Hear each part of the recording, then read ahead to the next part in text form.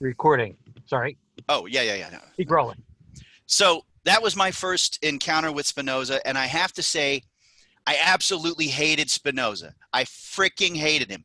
Now, some of this was the fact that my professor hated him. My professor absolutely despised him. And so, if you're a teacher and you don't like the material, you're not sympathetic to it necessarily.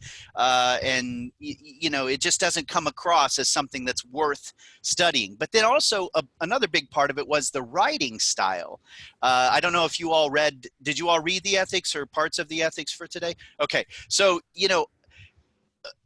the style, the geometric style just felt very dry to me. You have to understand, at the time I was reading a lot of Nietzsche, and Nietzsche, writes really explosively, and, he's very, very adept at the craft of writing in a way that Spinoza just didn't feel like. And then I was also in a very anti-God phase of my life at that time. And so a philosopher who's, predicating an entire system on God just turned me off.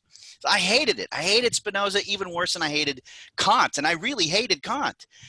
So then several years later, I'm in grad school, and I'm working with a philosopher studying a philosopher named Gilles Deleuze, a French philosopher from the 1960s. And I was a big fan of Deleuze, and Deleuze had this to say about Spinoza. Maybe, there we go. He wrote 2 books on Spinoza, several essays on Spinoza, and this is from his little Spinoza book called Practical Philosophy. And he says, Spinoza did not believe in hope or even courage. He believed only in joy and in vision. He, more than any other, gave me the feeling of a gust of air from behind each time I read him. And I read that, and I just thought, what the fuck is he talking? Did he read the same Spinoza that I read? What is he talking about? And then later in my last semester of grad school, I TA'd. I was a teaching assistant for an intro to Jewish studies class, and that professor had us read Spinoza as part of the curriculum. So I had to sort of really engage with Spinoza because I had to teach him. And then I started to understand, and it started to make sense. And since then, I've published a few papers on Spinoza. I've taught Spinoza a number of times. So he really is probably in my top 5 favorite philosophers, I think. He's just really, really fascinating figure. Okay, so that's just to give you a little sense of my bona fides.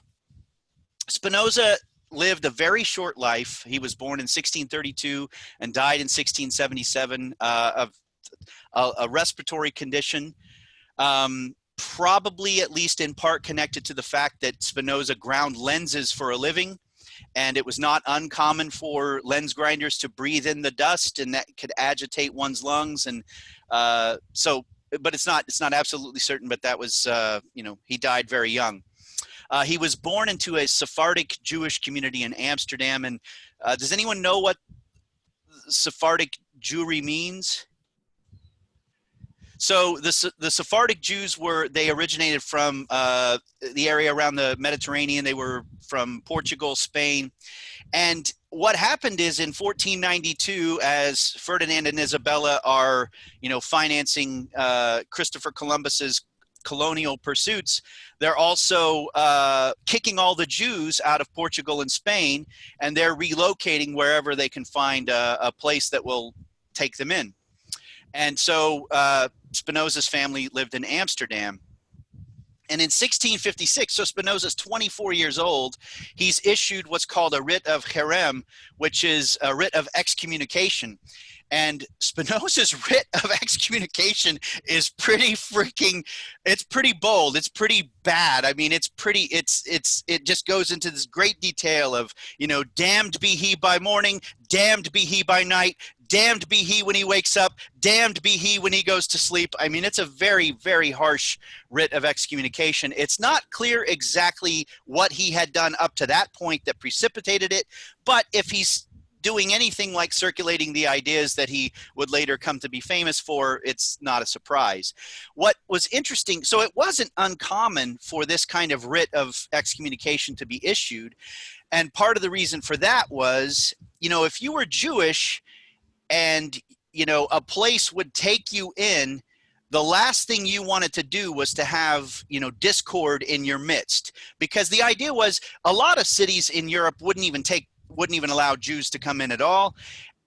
But they, in some ways, they kind of wanted them to because, for reasons that have a long history of discrimination, Jews tended to be very good at banking. They tended to be very good at business.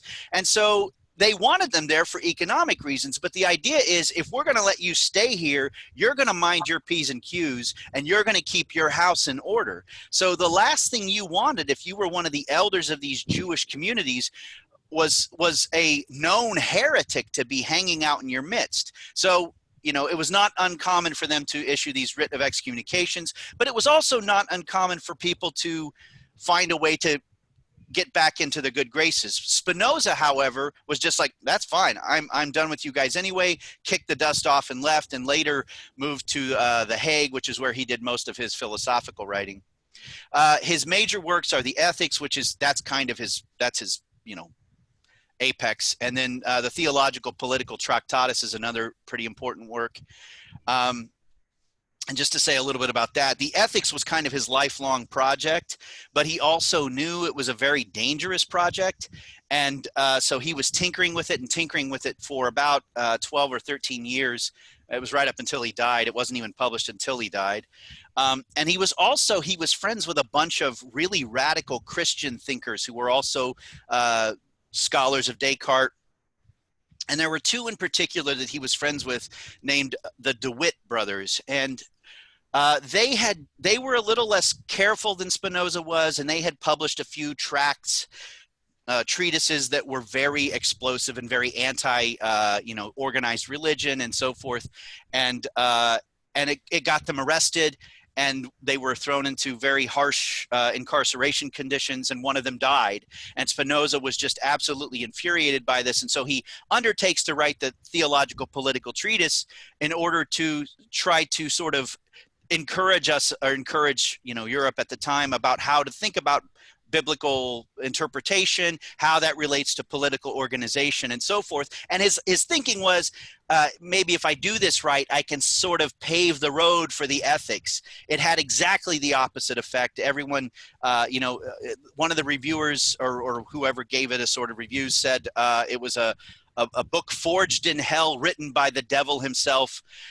Spinoza knew, okay, the ethics, I just have to, I can't ever release this book because it will get me killed. But the TTP, the Theological Political Treatise, went on to have just like a massive, profound impact in terms of progressive biblical scholarship up to the present day, in fact.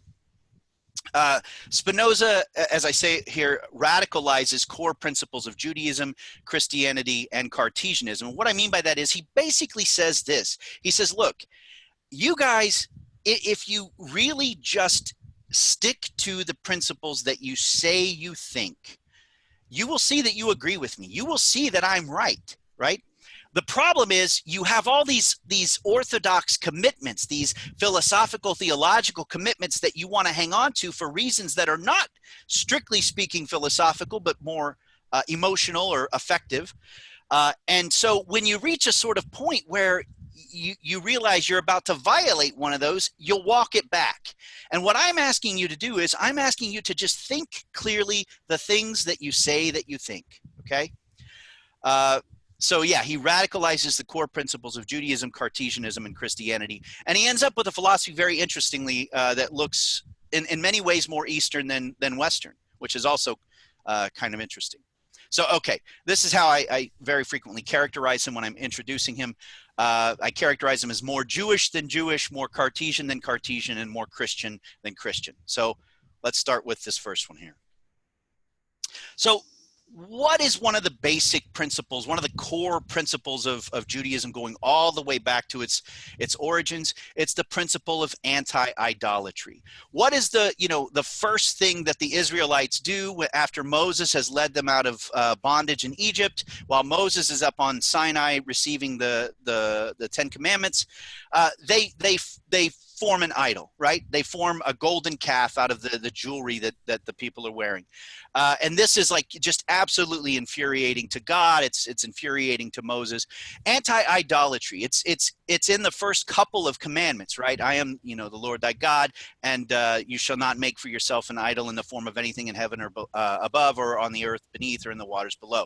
So these ideas, the passages that I have here, for my thoughts are not your thoughts, and my ways are not your ways, declares the Lord. And by the way, whenever you see in an English translation of the Hebrew scriptures, you see capital L, capital O, capital R, capital D, that's an indication that what was actually there was the Hebrew tetragrammaton, which is very often transliterated as Yahweh or Jehovah or something like that. But that's the name, the Hebrew name of God. I, the Lord, do not change. So this idea that God is transcendent to creation, God is, and by transcendent we mean absolutely other to creation, right? That he is above creation. It's not to be confused with creation at all, right? And so, in fact, this is in the early days of Christianity. This is, Christianity began as a Jewish sect. It was one of the things that some of the Jews had problems with was the idea that you think God took on the form of the body of a human and is embodied in a human being that died on a cross? It seems kind of idolatrous. Now, contrast that, of course, with even later Christianity, where the notion of iconography and images of Christ and images of Mary are predominant, right? Not so much in the Hebrew tradition. So what is idolatry? Idolatry occurs anytime we confuse the human with the divine, right? Now, sometimes that happens when we carve a face into a stone, or we carve a face into a tree and we worship it or something, but it can happen in all kinds of ways. Anything really can become an idol. Anytime anytime we project a human value onto something and then call it divine, right? So the confusion of the human and divine. Well, what's a human? Well, there's me. Now, see, normally I wouldn't do this with a stick figure. I would draw, well, I would, but I would draw it on the board. It would have a little bit more of an impact. So what is a human? Well, here's me. And what am I? Well, first off, and Descartes says this in the Meditations, first off, the first thing I notice about myself is this stuff. I notice that I have a body, right? On the basis of the fact that I have a body, I have emotions. I have emotional needs. I get happy, I get sad, I want to connect with people, I want to feel, a sort of emotional exchangeability with people, like they can understand what I'm going through and I can understand what they're going through. It's nice to feel like there are a few people in the world who would miss me if I were gone, like I have, some value to some human beings, right? I have emotional needs, okay? What else? Well, in terms of the fact that I have a body, I also need things, right? I need a roof over my head. I need clothes. I wore clothes. You're welcome. I need shoes. I need and to have these things, I need to have a job, and to have a job, I need to have a car to get me back and forth, and the job helps pay for the car. So all of these material things, right? And these are legitimate material needs. We can sum up with the dollar sign. Okay, so I have material needs, I have emotional needs. Well, fortunate for me, I also have reason, right? And reason allows me to identify these needs and then say, okay, if I have these emotional needs, what is it out there in the world, that X that you might not be able to see? What is it out there in the world that's going to help me meet those needs? And then also, what do I need to do in order to, what path of means do I need to establish in order to get that thing, right? And so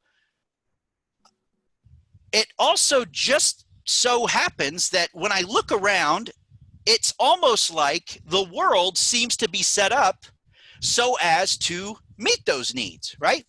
I walk outside, I'm hungry, I look around, there's all kinds of stuff just growing up from the earth for me to eat. I need a shelter over my head. Well, there's stuff growing up out of the earth for me to cut down and turn into housing. I can make clothes out of things, right? or I can just go to the store and buy them. But the point is, the world seems to be set up in such a way that if I, use my reason appropriately, I can go out and I can figure out what I need to get in order to satisfy my needs, and then I can do the things that I need to do to satisfy them. And I say, well, how does that happen? I know. It's because there's this bigger guy, right? There's this bigger person, right?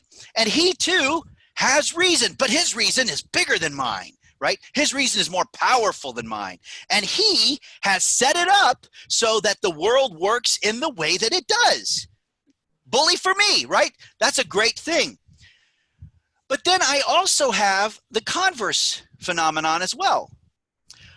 I'll do everything that I'm supposed to do. I'll live the way I'm supposed to live. I'll get, say, the degree that I'm supposed to get, but the result doesn't turn out to be what I wanted it to be, right? I'll spend years in college. I'll get the degree I'm supposed to get, but I still don't get the job that I thought I was going to get, right? The job that I was working for. I've lived right. I haven't smoked, but it still turns out that I get sick or I get cancer or something like this, right? And I say to myself, well, what's going on there? I did everything I was supposed to do. What happened? And I say, oh my God, this guy here, right? He too, oh, sorry. I don't get what I want, and then that makes me sad, right? So I say, oh my God, what's going on? And I say, this guy here must also be sad. I must have made him sad somehow. Well, for that to happen, he must have needs, emotional needs, monetary needs, that I'm also not meeting. He didn't just build this world to make me happy. He built this world to make himself happy. He made me to make him happy, and he made the world to meet my needs so that I could make him happy. But apparently, I'm not making him happy, right? So what I need to do then is I need to figure out what he wants and give it to him, and then he'll be happy, and then he'll give me what I want, and I'll be happy, okay? This is how we think about God, Spinoza says. Now, you say, well, look, this is just stupid. This is just, we were never taught this when I went to Sunday school or whatever. We certainly didn't think God looked like that. Spinoza says, fine. Get rid of that. What remains? Reason, monetary needs, and emotional needs. Well, let's start with reason. Well, most of the religious tradition wouldn't reject that God is rational. Kant says God, that is what God is. God is pure rationality. The theological traditions of the medieval, or the theological thinkers of the medieval tradition, like they interpreted the Genesis passage that says we're created in the image of God. The image of God to them meant rationality. We were given rationality just like God has rationality. So no one's going to reject that. Well, most wouldn't reject that. What about emotional needs? Well, God doesn't have emotional needs. Really? What is it that you do when you go to a religious service? You tell God how wonderful God is, right? In fact, if you read the scriptures, that's what we're supposed to do pretty much all the time. We're supposed to tell God pretty much all the time how wonderful God is, right? Now, if you think about it, have you ever been in a relationship where, the person says, do you love me, sweetie? And you're like, yes, I love you, sweetie. And then 5 minutes later, they say, do you love me, sweetie? And you're like, yes, I love you, sweetie. And then they keep doing that. And you're like, Jesus Christ, would you leave me alone? Right? We don't like it when human beings want us to tell them how great they are. And yet we project that desire to be told how great, one is onto God. We say, yeah, God wants us to sing God's praises all the live long day. Okay, so God has emotional needs, monetary needs. No, God doesn't have monetary needs. I don't remember the last time I went to a religious service that didn't ask me for money, right? And so clearly there are monetary needs woven into to the religious tradition. Spinoza says what we're doing in all of these cases is we're taking aspects of our own nature, our own rationality, our means ends calculation, our desire to feel affirmed, and our material needs, and we're just projecting those onto God. Spinoza says, look, if we're going to be serious about this anti-idolatry thing, we can't half-ass it. We got to whole-ass it, right? Get rid of everything by which we, project human characteristics onto the divine. And in fact, you'll see him in a number of places, and this is probably one of the reasons why he was, hated so much, kind of sneakily saying, I'm more orthodox than you guys are. You can imagine how that would go over with the sort of religiously minded thinker. Okay, so then the question becomes, well, then what do we put in this place, right? If we get rid of all of this other stuff, the rationality of the emotional needs and so forth, well, what do we put here? And that's where we get Descartes. And so this, he's more Cartesian than Cartesian. By the way, when Spinoza was sort of making himself known, and after he left Amsterdam and he went to Ryansburg, I think, and then to The Hague,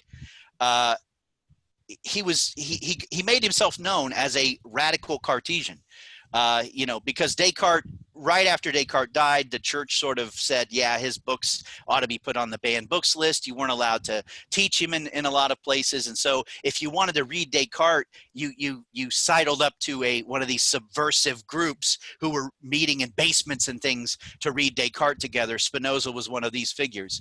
And his first and only published work in his name was a book on Descartes.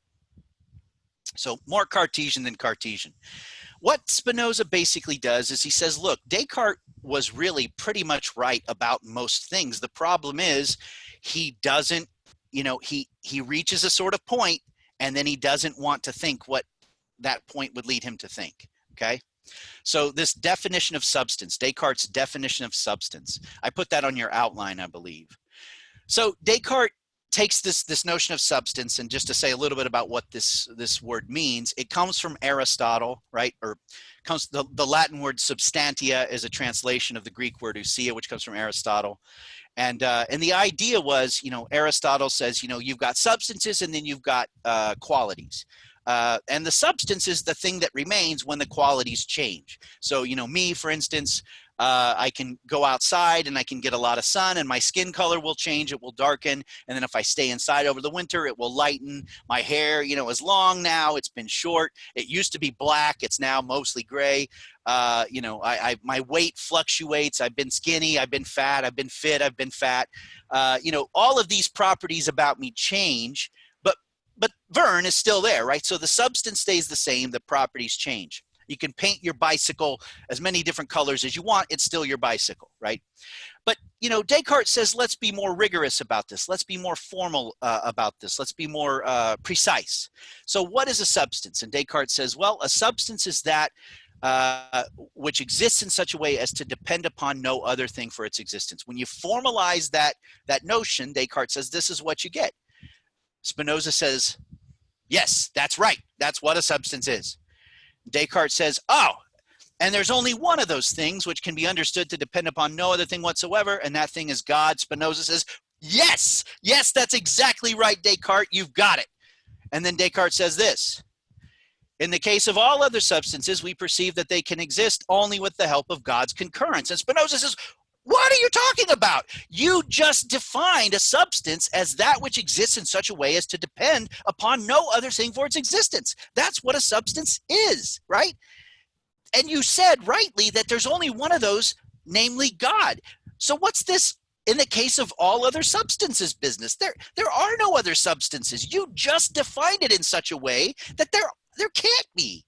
And if you're going to say, well, these things only depend upon God, you're still saying they depend upon something else. So what about that first part of the definition makes them a substance for you, right?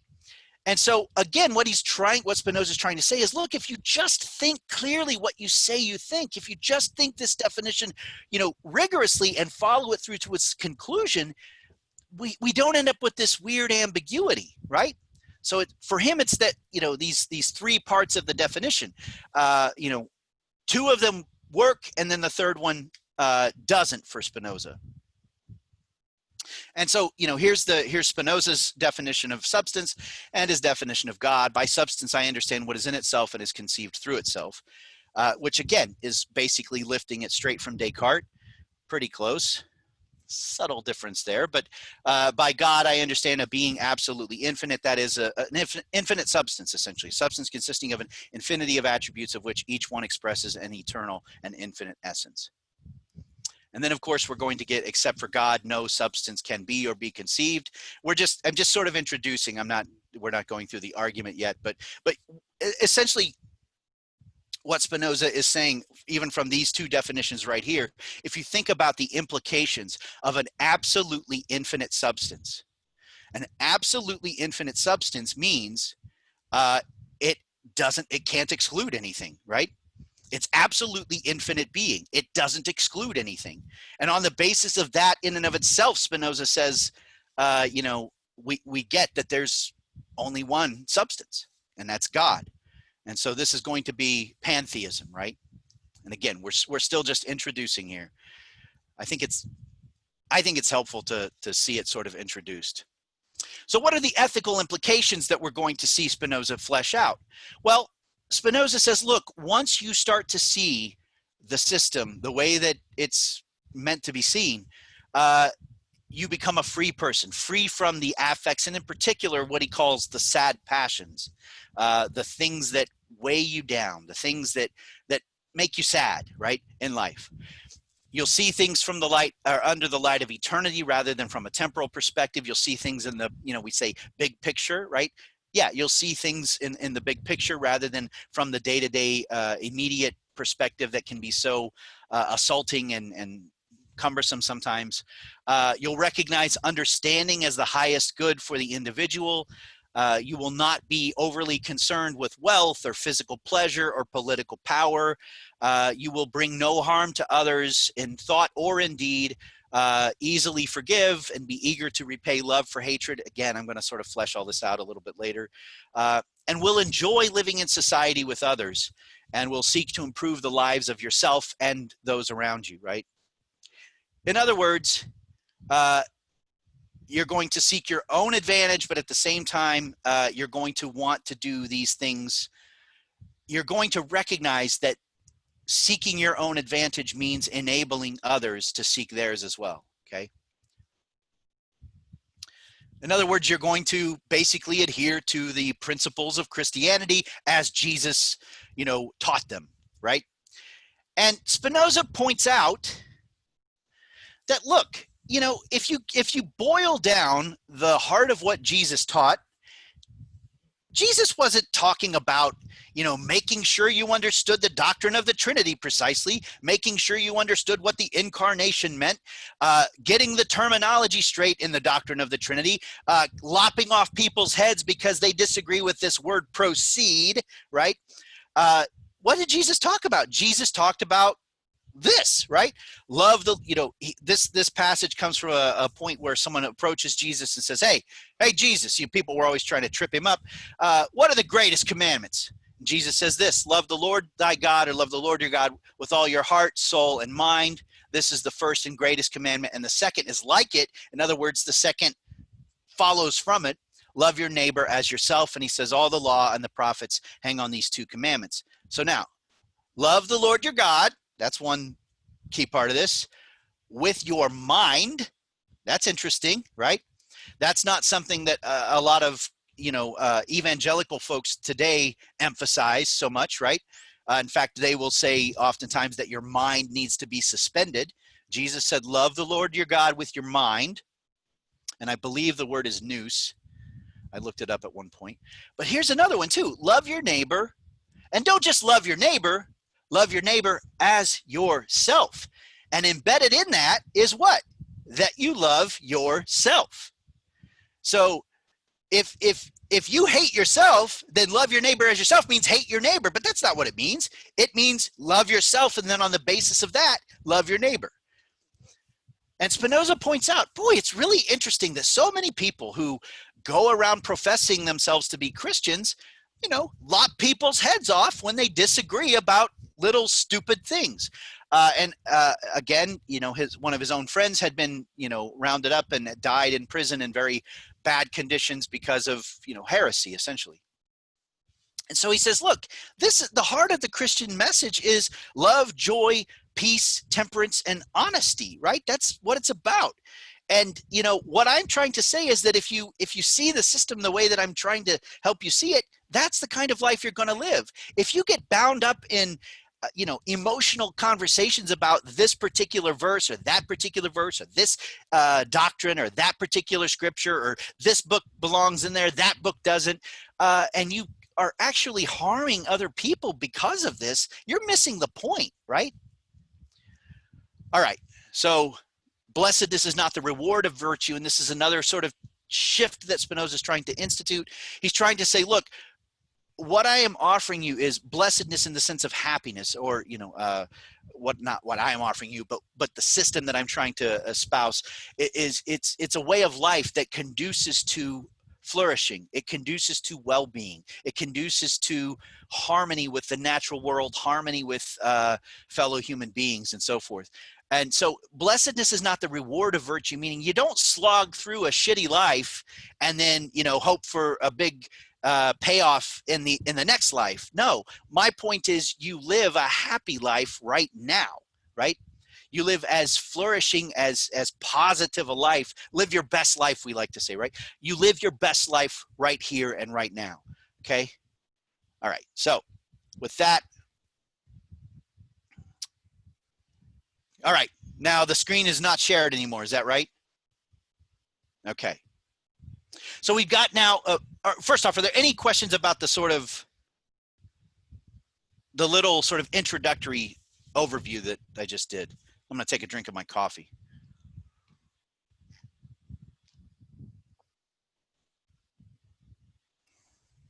It might be worth saying that he walked it like he talked it.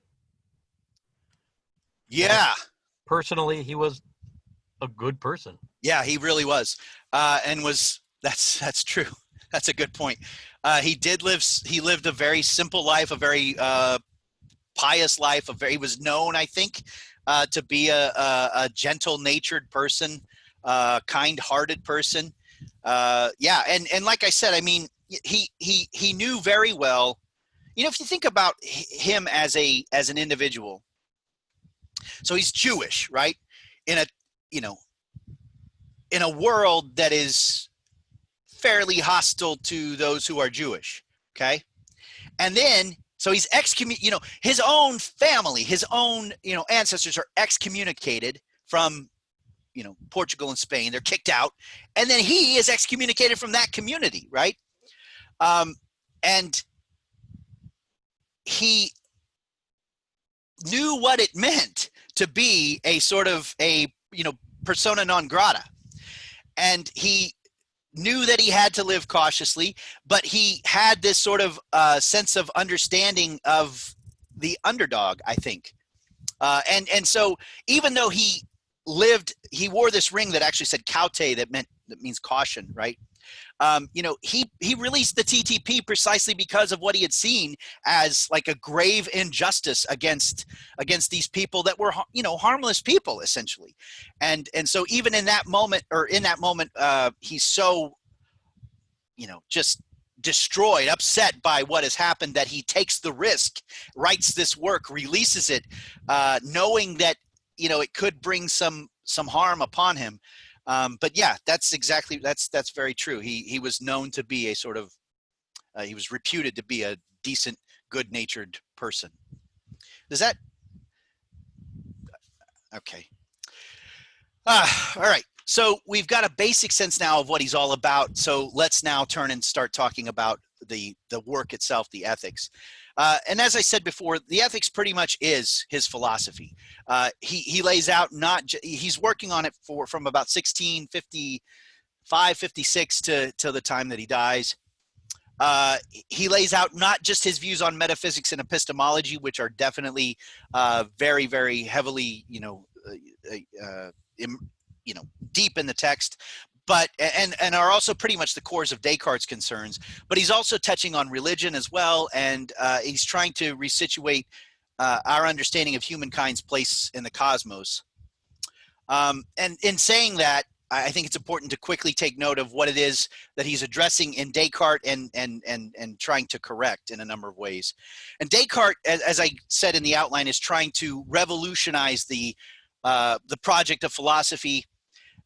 And while he's definitely giving homage to the Catholic Church and the religious tradition, and he does this not just with his, his little introduction where he's like dedicating it to the theology professors at the Sorbonne, but he's also doing it by, all of the arguments that he pulls into the Meditations are in many places pulled straight out of the medieval Christian tradition, right? He's citing Augustine basically explicitly, St. Anselm basically explicitly, without giving them any credit for it, because he's trying to say to the religious folks, we breathe the same air, and if you believe these things, you have to believe, you have to buy the sort of mathematized physics that I'm trying to usher in.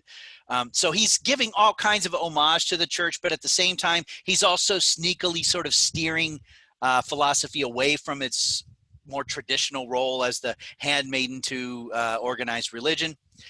And what he effectively accomplishes, at least as I think about it, is he recenters the epistemic core on which philosophy is based. And what do I mean by this? Well, essentially from St. Augustine up through the entire Middle Ages till about 1500, most philosophers had held that ideas were in the mind of God, okay? That's where ideas were based. And that's exclusively where they were based. If you wanted to have knowledge, if you wanted to have access to the ideas, you had to live a moral, pious life, direct yourself diligently to the mind of God. And then if we were lucky, God would light up God's mind and allow you to see into his mind a little bit and see those ideas. And this framework, this epistemic framework, which was known as Illuminationism, right, is found in virtually every major medieval philosopher, including the Islamic thinkers and the Jewish thinkers up through the Middle Ages. So God, in that sense, plays kind of the role of the epistemic center, right? In the 14th and 15th centuries, this all starts to unravel for a multitude of reasons. There are tons that we could list, but I'll give you three. One is the Protestant Reformation, which is fracturing the sort of political power of the church, calling into question the sort of worldly authority of religious institutions. There's the Copernican revolution that we need to point to, which is the displacement of the earth-centered model of the cosmos with the sun-centered model of the cosmos. And if you think about it, that's a drastic shift in our understanding of humankind's role in the cosmos. It disorients us, right? And then finally, and one of the biggest ones that Descartes is also giving attention to, is the rediscovery of the texts of ancient skepticism.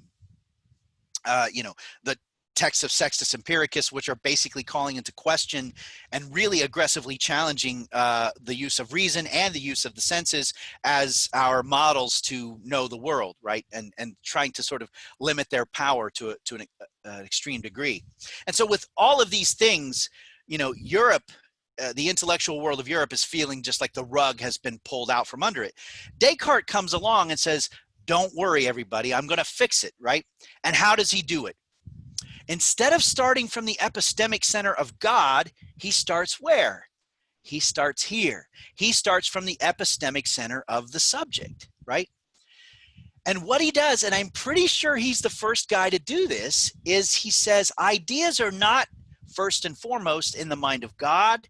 They're in the minds of human beings. I'm pretty sure he's the first person to put ideas directly in the minds of human beings. Even if I can doubt every other thing, I cannot doubt that I have ideas in my mind. That's what you saw in the Meditations, right? And it's through our ideas that we have access to the study of the natural world. And it's through our ideas, moreover, that we can even know that God exists in the first place. So we can see what a sort of revolutionary reversal that is. Previously, we just knew that God existed. Why? Because, well, we were told we need to know that God exists, and that knowledge is in God's mind. And so if we're diligent and if we're blessed by God, then maybe God would allow us to see into his mind. With Descartes, we only know God exists because we have an idea of God in our mind. And that's incidentally what another rationalist thinker, Nicolas Malebranche, would actually critique Descartes for, right? He wrote some massive works in which he just lambasts Descartes for these sort of unorthodox views that he has. So what is the picture of the cosmos that Descartes ushers in? Well, for Descartes, there are two categories of substance, right? There are minds and there are bodies, or there are thinking things and there are extended things. And it's important to note that for Descartes, minds really are doing the heavy lifting, right? For 5 of the 6 meditations, keep in mind, Descartes says, I don't even know that I have a body, right? I'm not even sure that I have a body. He doesn't know that the natural world exists. He doesn't know that any of the bodies that he thinks exist, but he does know that he exists, and he knows that he exists as a mind for 5 of those 6 meditations. So in Descartes' cosmos, there's the substance God, which is infinite substance. And then we have all these little substances too, right? Minds, each of which is accompanied by an extended substance, a body, and then there are a whole bunch of other bodies as well. Shoes, rocks, trees, things like that. But this brings with it some really interesting problems. So first, as we've already talked about, and I won't go into more detail here, Descartes waffles a little on his definition of substance. We've already talked about it, so I won't do a whole lot more with it here. But secondly, and most famously, the mind-body problem. Now, of course, and by the way, the mind-body problem is one that, as I'm sure you've already seen, it's one of the ones that philosophers after Descartes are all trying to grapple with. And in some senses, 20th century psychology is still trying to address this problem that Descartes introduced. So the mind-body problem. One of the main reasons why Descartes wants to posit this sort of radical distinction between the mind and the body in the first place is that he wants to make the ideas of pure geometry the basis of the study of the extended world. And so he needs a sort of radical distinction between the two because he's going to anchor one on the other. But of course, he also has a serious problem because he creates this radical ontological distinction, and each of these orders, the thinking order, the extended order, are subject to completely different orders of causal law, right? Thoughts influence thoughts, bodies influence bodies. And in most cases, that's okay, right? Rocks, trees, they operate according to natural law. They don't need minds necessarily, right? But what about this? What about this? What about, oh, I look like one of those car things. What about the body, right? And that's the only site in all of human or all of existence where you have this intersection between souls and bodies, or minds and bodies. There has to be interaction between soul and body at the site of the human body, because the mind is commanding the body on the one hand. If I tell my body to wave around like an idiot and my body does it, then, the mind is commanding the body. And likewise, the body sends signals to the mind, right? I'm hungry, so, the body needs food, so it sends signals to the brain, hey, buddy, you need to eat. I'm tired, so the body, I've not slept in a while, so the body says, hey, you need to sleep. I get too close to the fire that's raging behind me, and so the body says, hey, you're harming your flesh, you need to step back. So they have to interact, but at the same time, Descartes makes them so radically distinct that they can't interact, right? And that's a pretty big problem. And Descartes, in a number of settings, suggests that he's going to address it. You probably saw the pineal gland as his proposal for its solution. But it doesn't matter how small or central you make the site of interaction. At the end of the day, you've still got something immaterial affecting something material and vice versa. And it seems like that shouldn't happen. Another interesting problem that Descartes leaves us with is that on the one hand, he tries to institute a physics that is purely mechanical or mechanistic. And if you read the Principles of Philosophy, it's very mechanistic. And this is one of the things that, in fact, Blaise Pascal critiques Descartes for, that he makes the cosmos so mechanistic that you basically don't need God anymore. Which, okay, that's fine, right? Philosophically, that in and of itself is not a problem. But he also asserts quite directly that the mind has the faculty of will, that the faculty of will is infinite.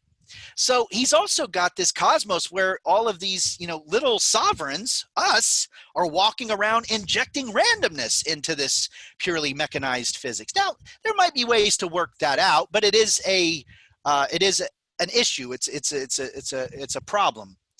And again, Descartes suggests in a few places, one of these days I'll get around to writing on that. But to my knowledge, he never really does. Fourth, and in a sense, this is a kind of a variation on the previous problem, is it sure as hell looks like for Descartes, the mind of the human has a lot of power over the natural world. You know, he's anchoring the study of the natural world on the mind, right? On the ideas of the mind. And maybe that's not a bad thing per se, but we might begin to worry just a tad about the fact that he's created this sort of radical ontological break between minds and bodies, thought and the natural world. And so, in a sense, since thought is the essence of the human, he's kind of removed the human from the natural world a little bit, and also given quite a degree of power to thought. And the reason we might worry about this is that it might suggest a relationship of domination between thought and the natural world. The idea being that nature is just there, it's inert, and the wise inhabitants of nature are tasked with the responsibility of pulling the truth out of nature. And indeed, one of Descartes' predecessors, Francis Bacon, he spoke about the natural world in precisely these kinds of terms that are sort of problematic and troubling. And he also spoke about it, frankly, in sexualized terms as well, in the sense that he would say nature must be pursued to her hiding places, and we must force her to give up her secrets. And so it's got this, it's, you know, again, it's not overt, but it's got this subtle flavor of domination with regard to the natural world that we might worry about. And finally, Spinoza is trying to iron out some inconsistencies, I wrote insecurities, among the Jewish and Christian traditions with an eye toward the establishment of republican democracy as the ideal political arrangement. So all of that is hanging around in the background when Spinoza is writing the Ethics. Any questions about any of that? I feel like I'm just setting the stage. Okay. Well, as I told you in the outline, the Ethics contains 5 parts, but initially it's, or essentially it's 3, right?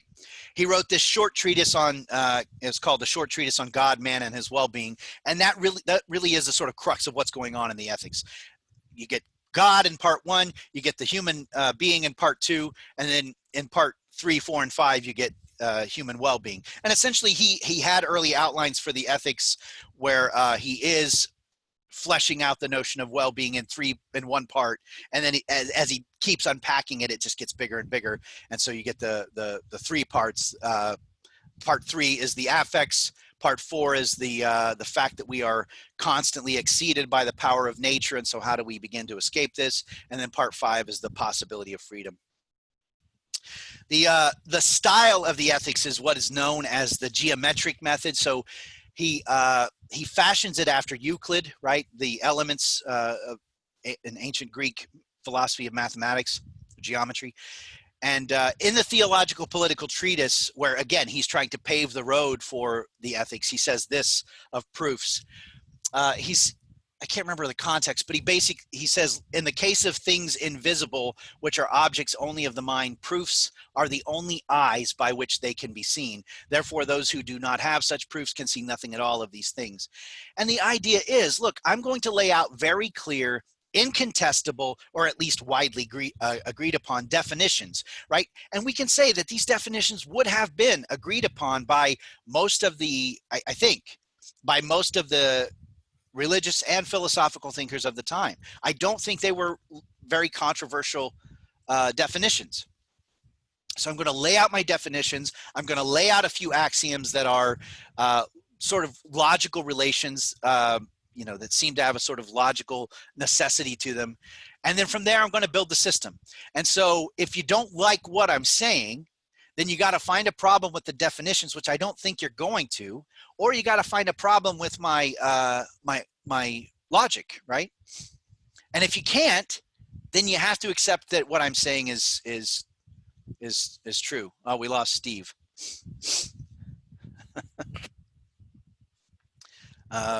Okay, I guess we'll keep going.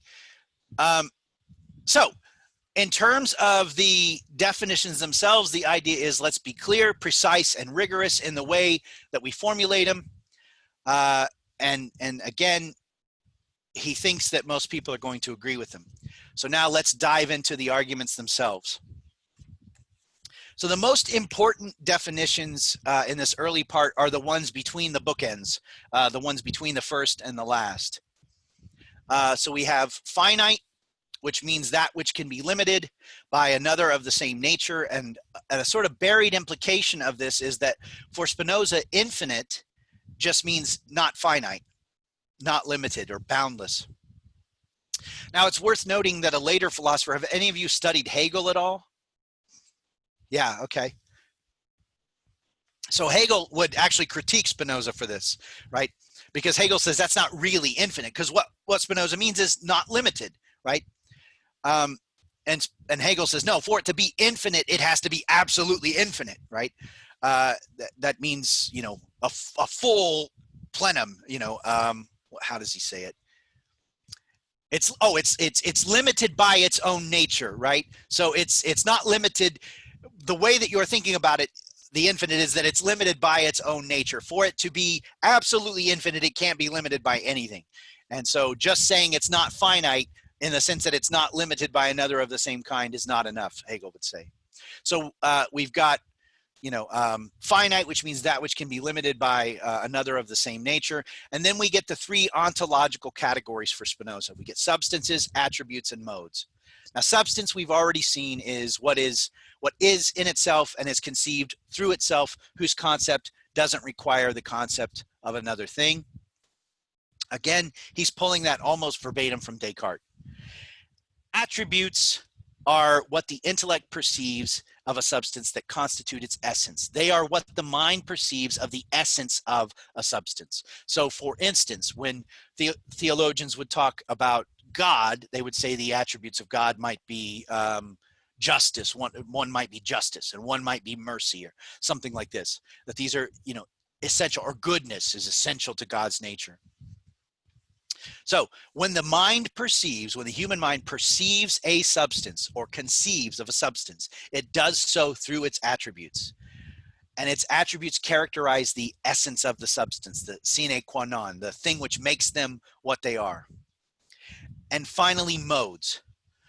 Modes, he says, are the affections of a substance, that which is in another through which it is conceived.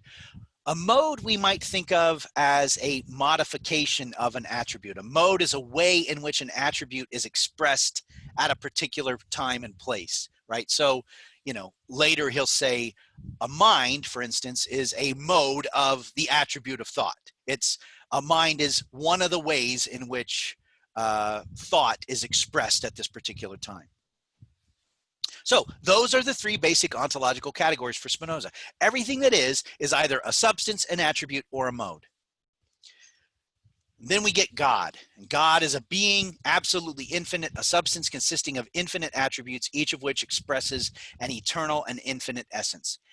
And again, it's worth noting, I think, that the definition is, I believe, a fairly standard way of thinking about God at this time.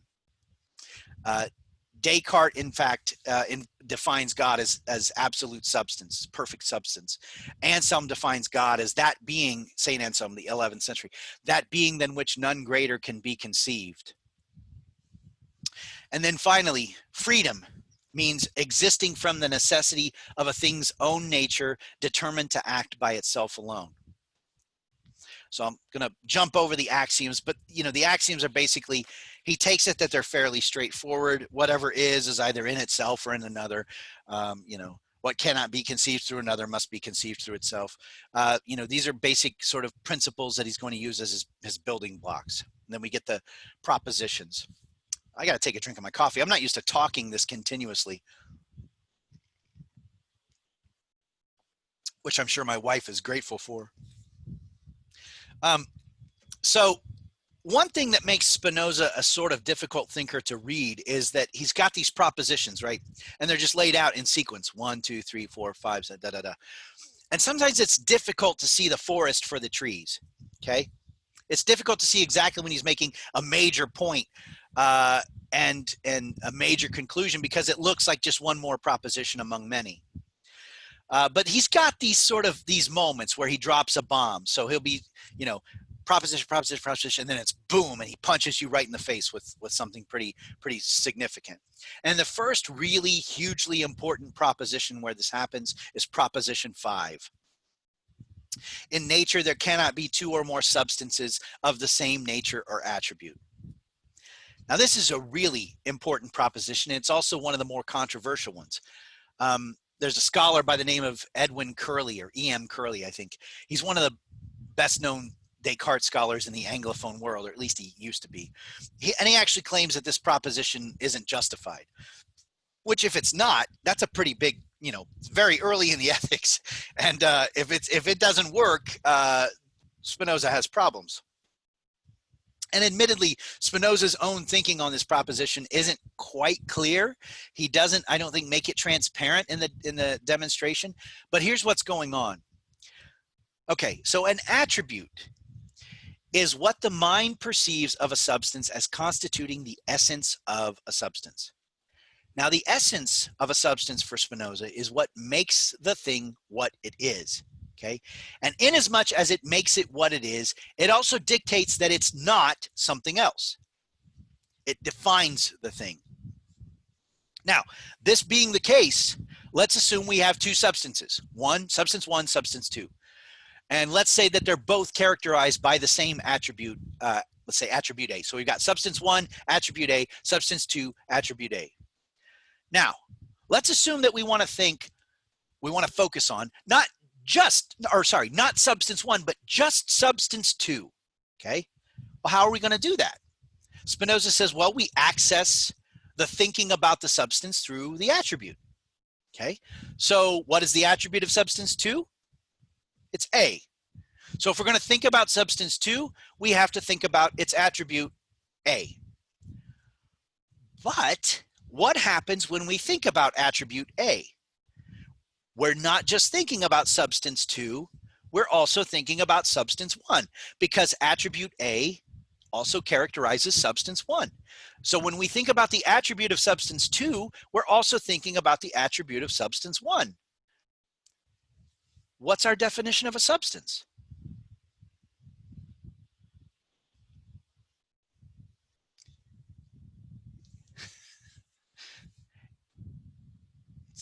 That which is in itself and is conceived through itself, the concept of which does not require the concept of any other thing. So if it's impossible for us to think about substance 2 without thinking about substance 1, guess what? They ain't substances. And that all, it's a reductio, that all derives from the fact that we posited two substances that each has the same attribute. So two substances cannot share attributes. Now, this is huge for, yeah, Julia, go ahead. Was that a hand? Yes, just to clarify, is it that they can't have the same attributes as their essence, or they can't share any attributes at all? So the attribute is for Spinoza what the mind conceives as the essence of the thing, one of the essences of the thing. So they can't share attributes at all.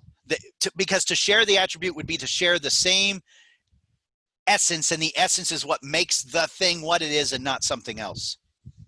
Does that make sense?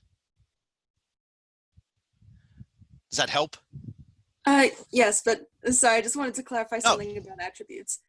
All attributes are essential properties? All attributes characterize an essence of a thing, yes.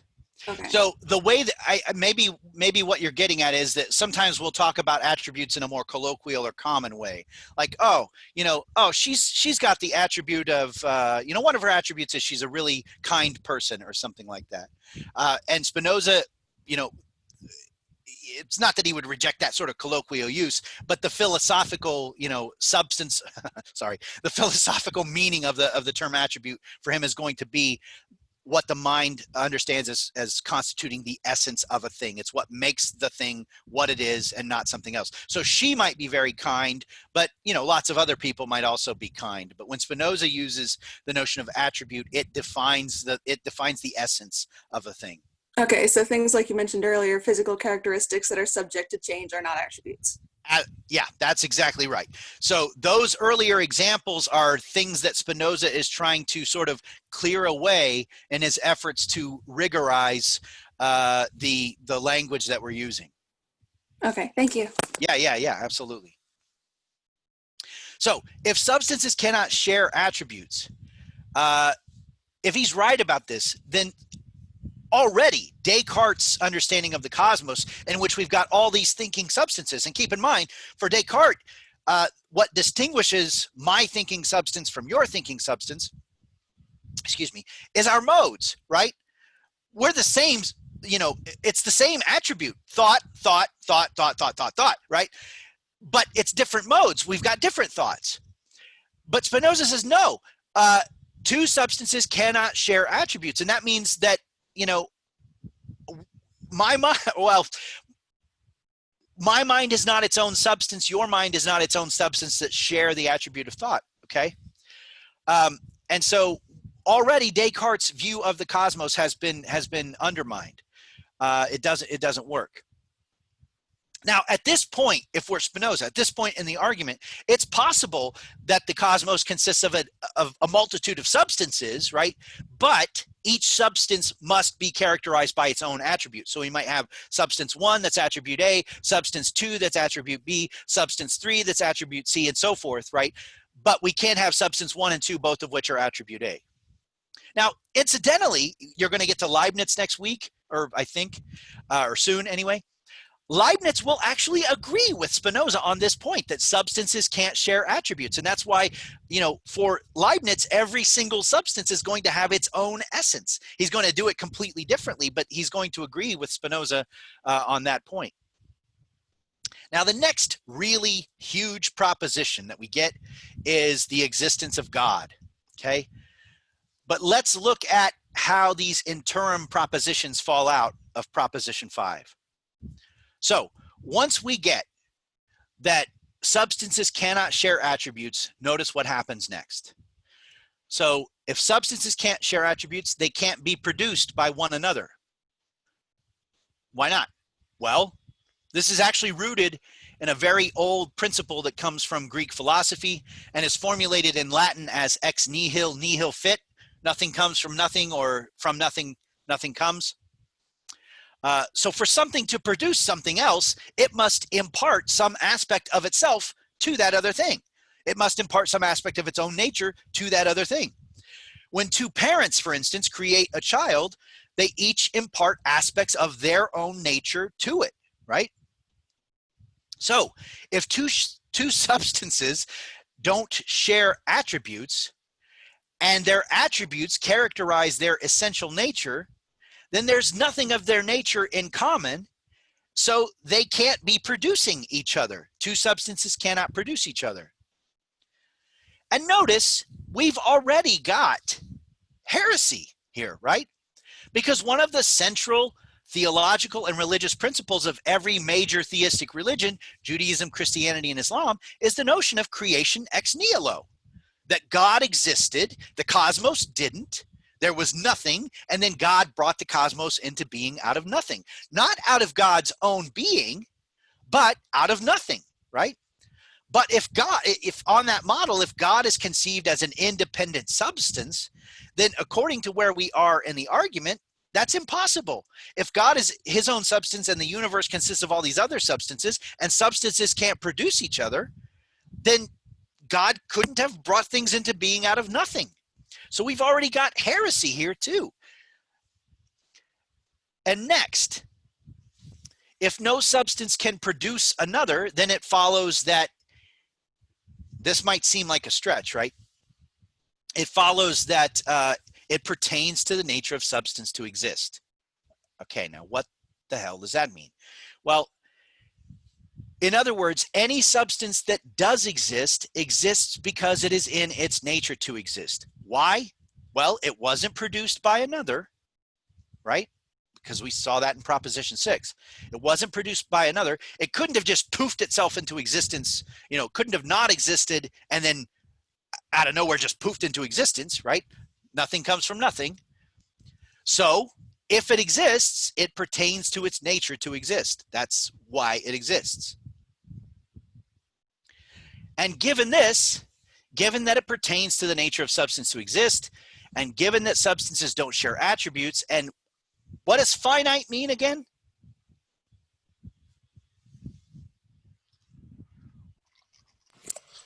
It essentially means limited, right?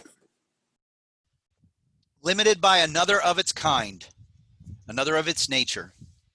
Well, if substances don't share attributes, if no two substances have the same attribute, then no two substances have the same nature.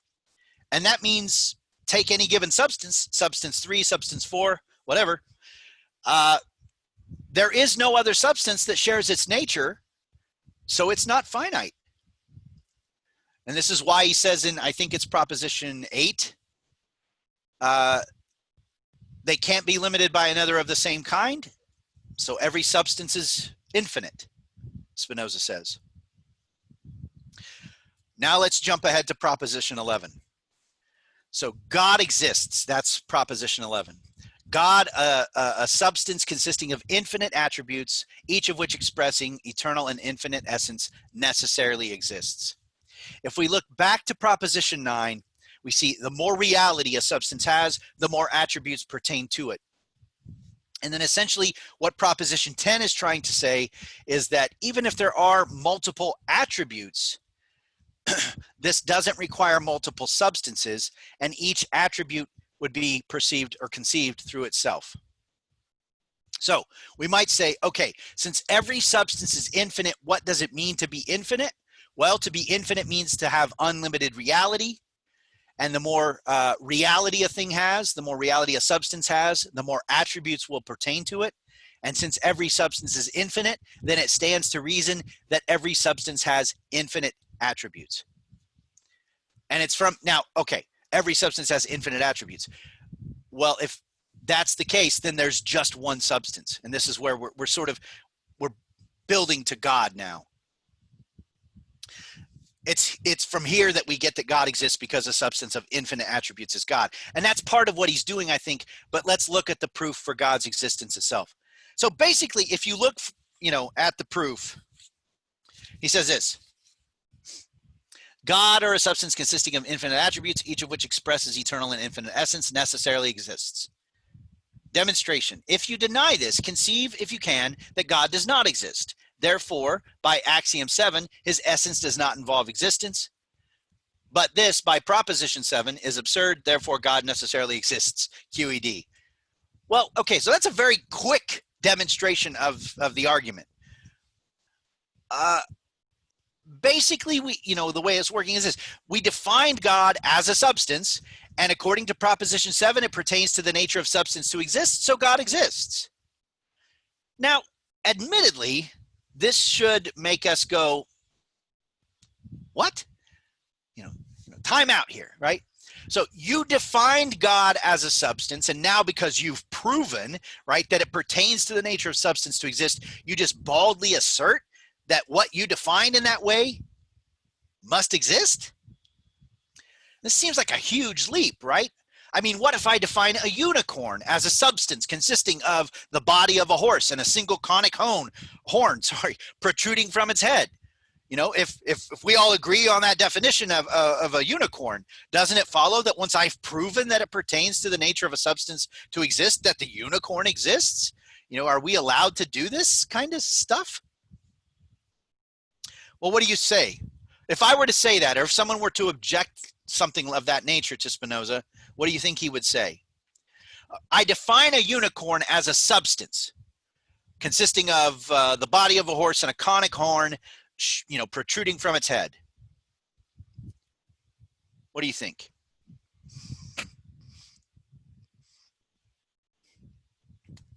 Is Spinoza, does that tear the argument apart?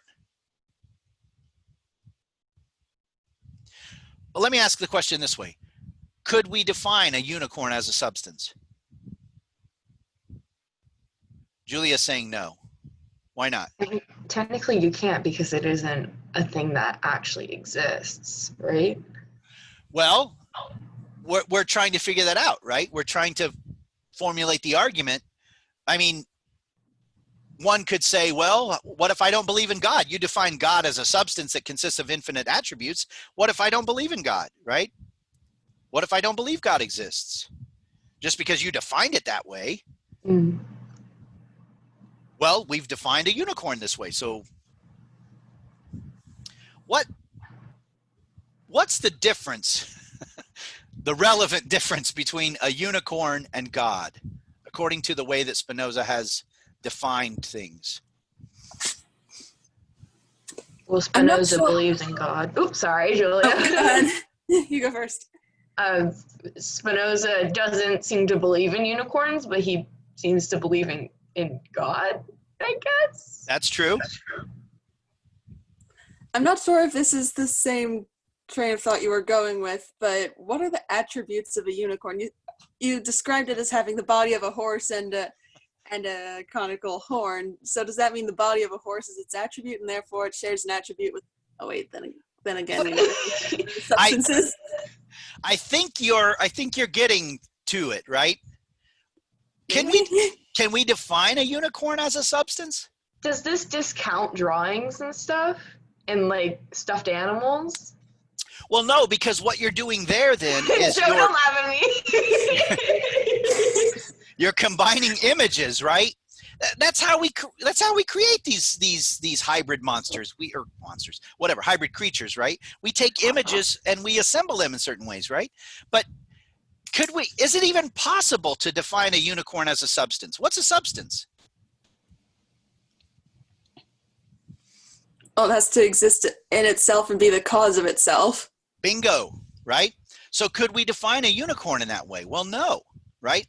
So unicorn and God don't, fall under the same sorts of ontological categories, right? You might still say, well, yeah, but who cares? I still don't believe in God, or at the very least, I didn't mute myself, did I? Okay. I see no reason why I should believe in God, right? Just because you define God this way, why should I buy this? Okay. So let's look more closely at this what he's trying to do here. He's executing a version of a very well-known, very controversial argument for God's existence, known as the ontological argument. It's called ontological argument because the idea is, look, if we just understand what we mean by the being of God when we're talking about God, excuse me, I'm not used to talking this much, we will see that God must exist, right? Now, this argument comes from Saint Anselm, who's an 11th century thinker. And Anselm, it's my buddy Kerry Walters, Steve's buddy Kerry Walters.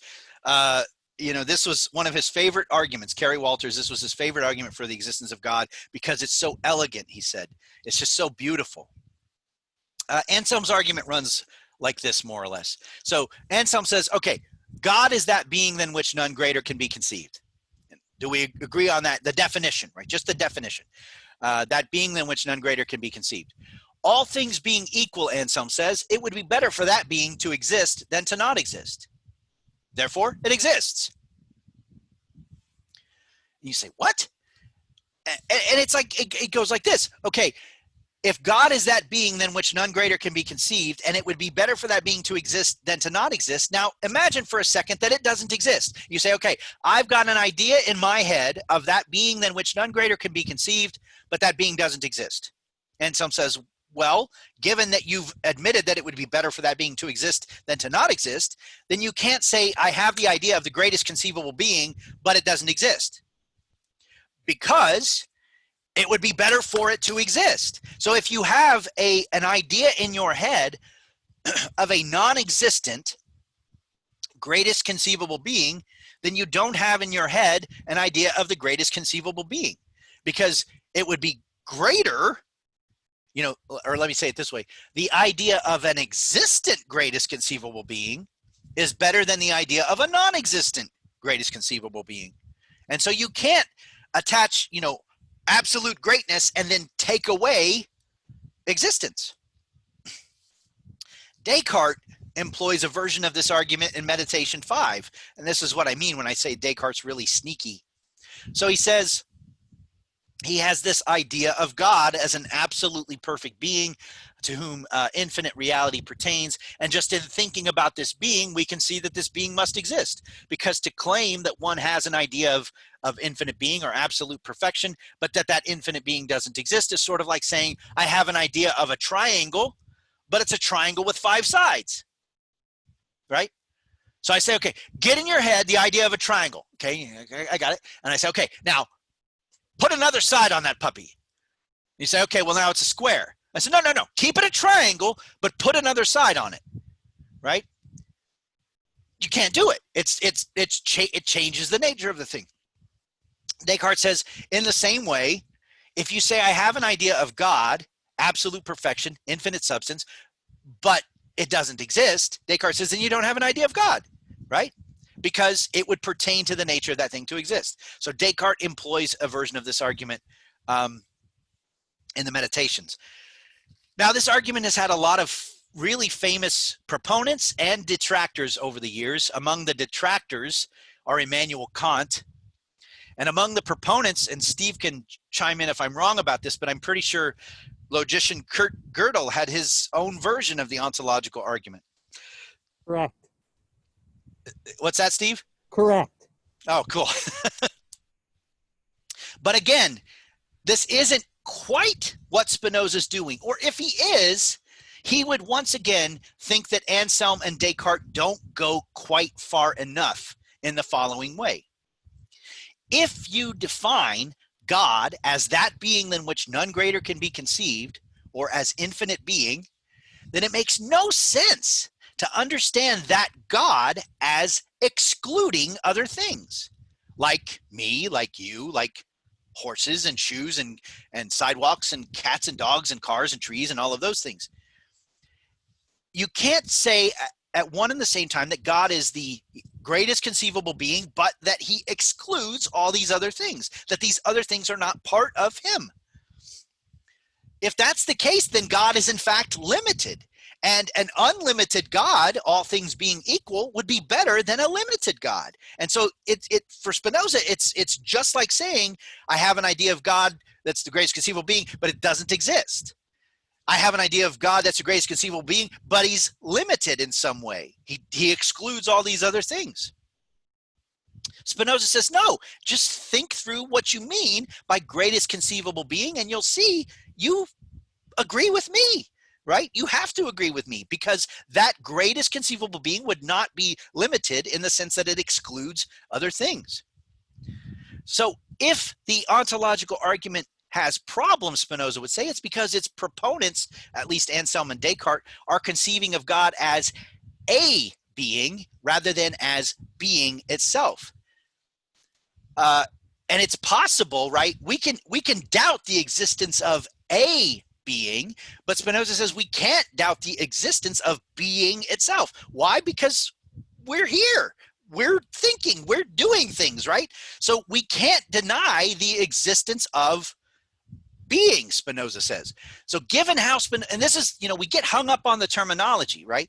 Given how Spinoza has defined God as absolutely infinite substance, then God just is the totality of being and every possible way that being can be expressed. And while it's possible to imagine that a particular being doesn't exist, like if we imagine God as the white beard, white hair, white robe person sitting on the throne in the sky, right? A particular being who performed certain miracles or revealed particular texts or something, it's possible to conceive that being doesn't exist, but it's not possible to conceive, Spinoza says, that being itself doesn't exist. So God equals substance equals nature or the cosmos for Spinoza. And this is a position known as radical substance monism, or more commonly pantheism, right? Radical substance monism. Substance monism, there's just one kind. Radical, there's just one, right? Now, there are some, and I've had students in the past who say, look, Spinoza's problem is that he hangs so much onto this term God that's loaded with such tremendous conceptual and historical baggage. So why not just drop this term altogether, and then we wouldn't have such a hang up with buying the argument, right? The problem is he wants to prove that God exists, and when I hear that God exists, I think of the guy on the throne with the robe and the beard and the long hair and in the sky, right? So why not just drop the term altogether? Well, there are a number of responses that one could give to this. One is that he's trying to maintain the appearance of being a theist, right? Because he knows that if he comes off as a full-blown materialist, full-blown naturalist, let's say, that it could get him in trouble, and he's trying to not get himself in trouble. There are a few places in letters where people call him an atheist, and he responds in his letters, "How dare you call me an atheist?" Right? Gets absolutely, angry about this. And some would say, yeah, he's feigning anger because, that's what one does when someone calls someone an atheist in 17th century Europe. They feign anger, right? How dare you? Because you don't want to be called an atheist. So that's one way. There are some people who think he is in fact an atheist, right? And he's just being, fancy with his terms, or he's just being careful with his terms. I don't think that. I mean, for a couple of reasons. First off, I think he's too rigorous and too, passionate a thinker, I think, to fake something in the way that he's doing things. But also, I don't think it because I think he really believes that there is something at the core of what the religious traditions are pointing to that is true. And he wants to maintain that. He just thinks that, and this is my own interpretation, he just thinks that the religious tradition makes it superstitious, takes it into the realm of superstition, right? That, again, they don't think clearly what they say that they think. And so I think there is that little thing that he wants to retain. Now, on the one hand, or on the other hand, I guess we should say, if by atheist you mean non-theist, right, which is what the A does, it negates the theist, that by theist we mean the personal God who, brought into creation the cosmos as we know it with specific intentions, who had a mind and planned this out, right? If you mean that and you use atheist to mean not that, then yeah, in a certain sense, Spinoza is an atheist. But by God, he means the cosmos itself. Okay. Now, are there any questions? First off, I'm going to pause there for a second.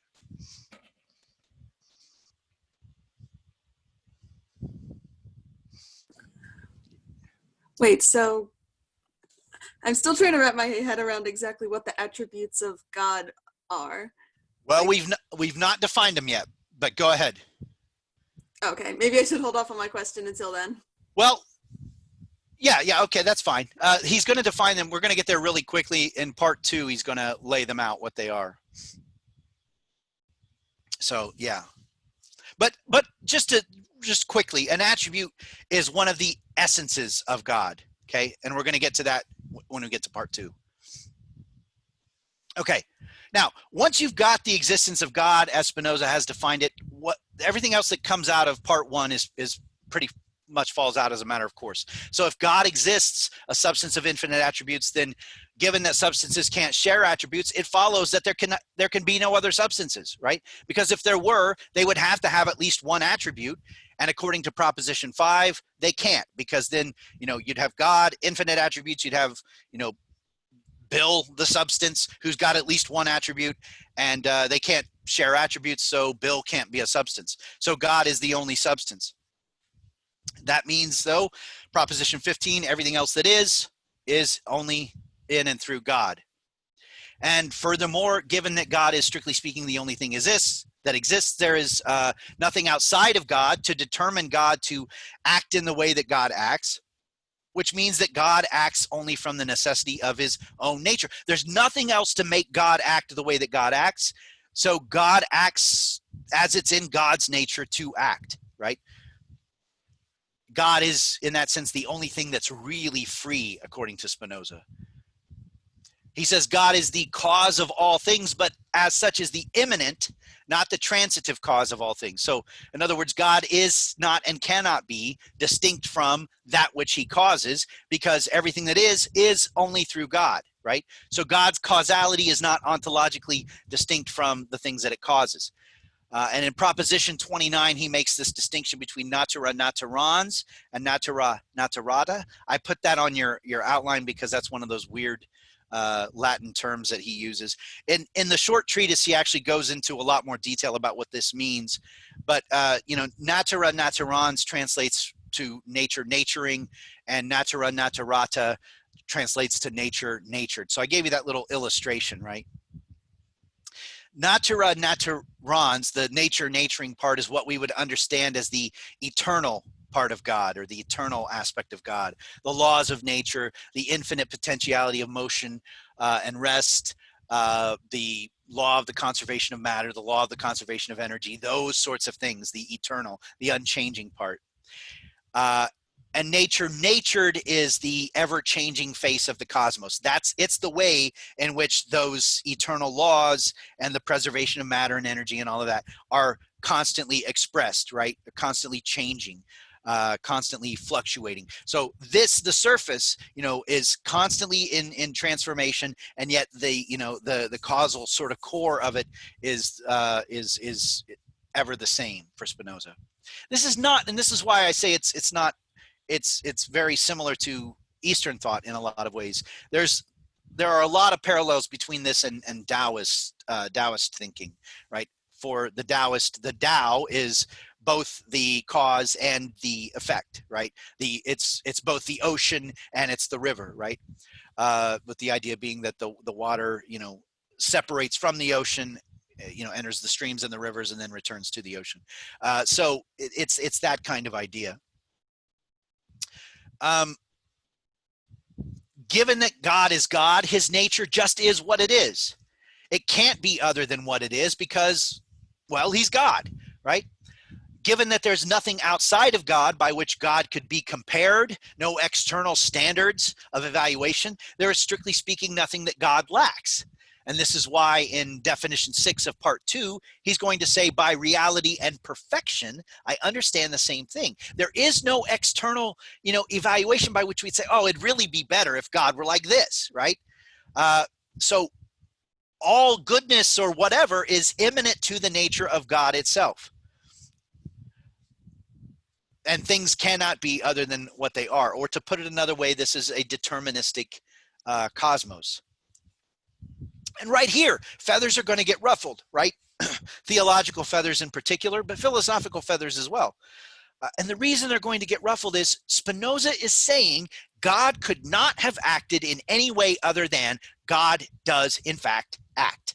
The cosmos couldn't be otherwise than it, in fact, is, Spinoza's saying. And the theists in the audience say, no, right? They shout in protest. Now, why? It's because they want to hang on to this notion. Excuse me, let me take another drink of my coffee.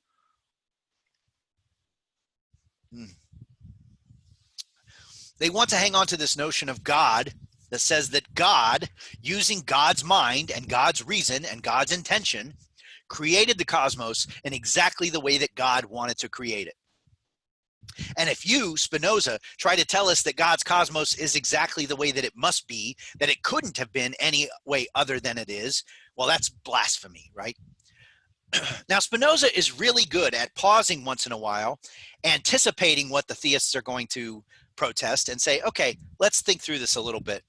And that's precisely what he does at Proposition 33, because here, once more, he says, look, given what you say you believe about God, you have to agree with me. Okay, so you want to hang on to the idea that God could have created any number of cosmoi, right? He could have created the universe any way that God wanted to, because God is God, right? So let me ask you this. Isn't God, on your own understanding, morally perfect? And if you say, well, yes, God is morally perfect, then the next question is, well, then how could he have created the world differently than he in fact did? If you believe God is omnipotent, all-powerful, and omniscient, all-knowing, and morally perfect, then it seems like God could only create the universe in the best possible way. If God could have wanted to make the world differently than he did, then you must think that either God, who is morally perfect, could have wanted to make a less good world, which that doesn't make much sense. Like that it's possible that a morally perfect world would, a morally perfect God would say, you know, that looks like the best world, but I'm not going to make that world. I'm going to make this more shitty world, right? Well, that doesn't seem like a possible thing for a morally perfect God to want, right? Or you think that he did, in fact, make a world that is less good than it could have been. But if either of those is a possibility, it would seem to be the case that God couldn't be morally perfect, because it wouldn't be possible for a morally perfect being to desire something, to even want something that is less good than it could have been. So you too have to think that God created the universe in the only way that an omnipotent, omniscient, morally perfect being could have created the universe. And indeed, when you get to Leibniz, you know, Steve used this phrase earlier, best of the possible worlds. That's exactly what Leibniz is going to say. But he still wants to maintain. For Monday, exactly. Yeah. He still wants to maintain freedom, though. Yeah, Julia, sorry. No worries. If Spinoza's point is that because God is all powerful and the most morally perfect being, why isn't the world that he created entirely perfect? Or is Spinoza's claim that our world is perfect? Excellent question. Okay, so Spinoza doesn't actually think of God in the terms that I just used, right? That God is morally perfect, omnipotent, omniscient, at least not in the colloquial way. He's saying that if you are a theist, then you think God is morally perfect, and you think God is omnipotent, and you think God is omniscient. And that means that just like my system entails, the world couldn't be different than it is, because a morally perfect, omniscient, omnipotent being would have to create the world in the best way that he possibly could, which means there's only one way for him to do it. Now, to your question about why isn't our world morally perfect, Spinoza, you know, you landed on just a key problem there, right? Because we look at things and we say, wow, this kind of sucks. Wouldn't it be better if it were not like this, right? Spinoza says, from the perspective of nature, which is the perspective of God, no, what you get is what you get, right? There isn't anything inherently wrong in the fabric of things, Spinoza would say. So the world that we have is, you know, we saw, I just mentioned that definition from part 2, that reality equals perfection. In other words, from the standards of, or from the perspective of nature, nature does what nature does, okay? There are things that we don't like about it, and we can, you know, if we try, and that's a problematic term in Spinoza, but if we cultivate our understanding, if we cultivate our reason, we can help mitigate a lot of those things that are bad or that we don't like about the cosmos, that aren't conducive to our flourishing about the cosmos. But from the perspective of the cosmos, it's as good as it gets. You look confused, Julia. I'm still thinking through something and trying to think how this might apply to the ontological argument, maybe. So nature is essentially perfect. Yeah, nature does. Yeah. Nature is nature, right? And there's nothing, we have no, let me say it this way, we have no standard of externality by which we could compare nature and say, this is how it should be. This is how it ought to be better, right? And what we can say is there are things about it that we don't like, right? But these are relative to our own experience, not I think we can kind of see hints of Nietzsche here. What, you know, Nietzsche would say, yeah, we suffer, right? The question is, do we reject the cosmos? Do we say, oh, the cosmos sucks because we suffer? Or do we find a way to make meaning of that suffering, right? And Spinoza, I think, is asking the question a little differently. But at the end of the day, what he wants is to make sure that we're not blaming God for things that we don't like about life. Yeah, Sasha. So when he's saying nature, are you just talking about the natural world, or are you talking about like human nature, the nature of animals, the nature of just things, or are you talking about nature as in like plants, trees, water, all that Both. stuff? Yeah. So nature as a whole, nature as the cosmos, right? The universe, but then that is expressed in this myriad of ways, among which are, you know, human beings with their natures, animals with their natures, rocks, trees, rivers, streams, etc. So would he be saying that humans aren't flawed then, since their nature is necessarily perfect, I guess? Like, Good question, right? So what is it that, well, you know what? Yeah, let's start to transition in that direction. Are we flawed? No, in a sense, right? Why? Because he's going to say, what do you mean when you say flawed? I guess that's the question. If we're taking the sort of Christian notion that we were born, we were created to be, stewards of the earth, and then we sinned, and now we've all inherited badness, and we're bad in virtue of the fact that we're born, and now we have to find a way to reconcile ourselves to God. No. Are we flawed in that respect? Are we inheritors of original sin? No. Do we live lives that are maybe not as flourishing as they could be? Yes. But from the perspective of nature, from the perspective of what we get hung up on is we want some absolute notion of good or evil to compare ourselves to. And Spinoza says, look, it's just not there, right?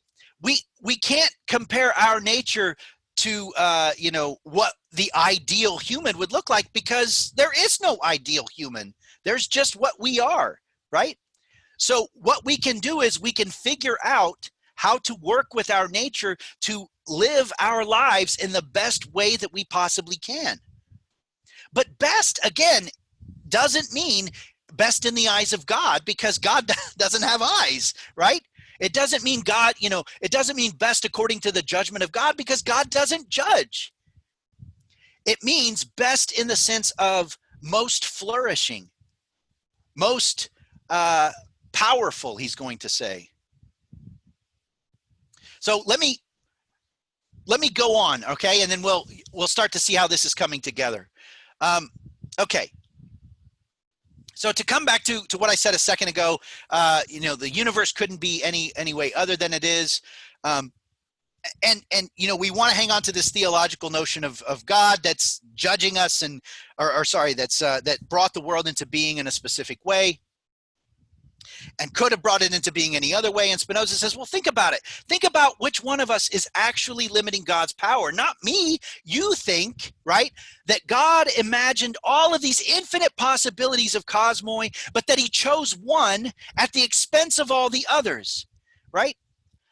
So all of that possibility was made impossible the moment that God chose this particular cosmos. I'm saying that no, God's nature is such that every possibility that can possibly be expressed is expressed.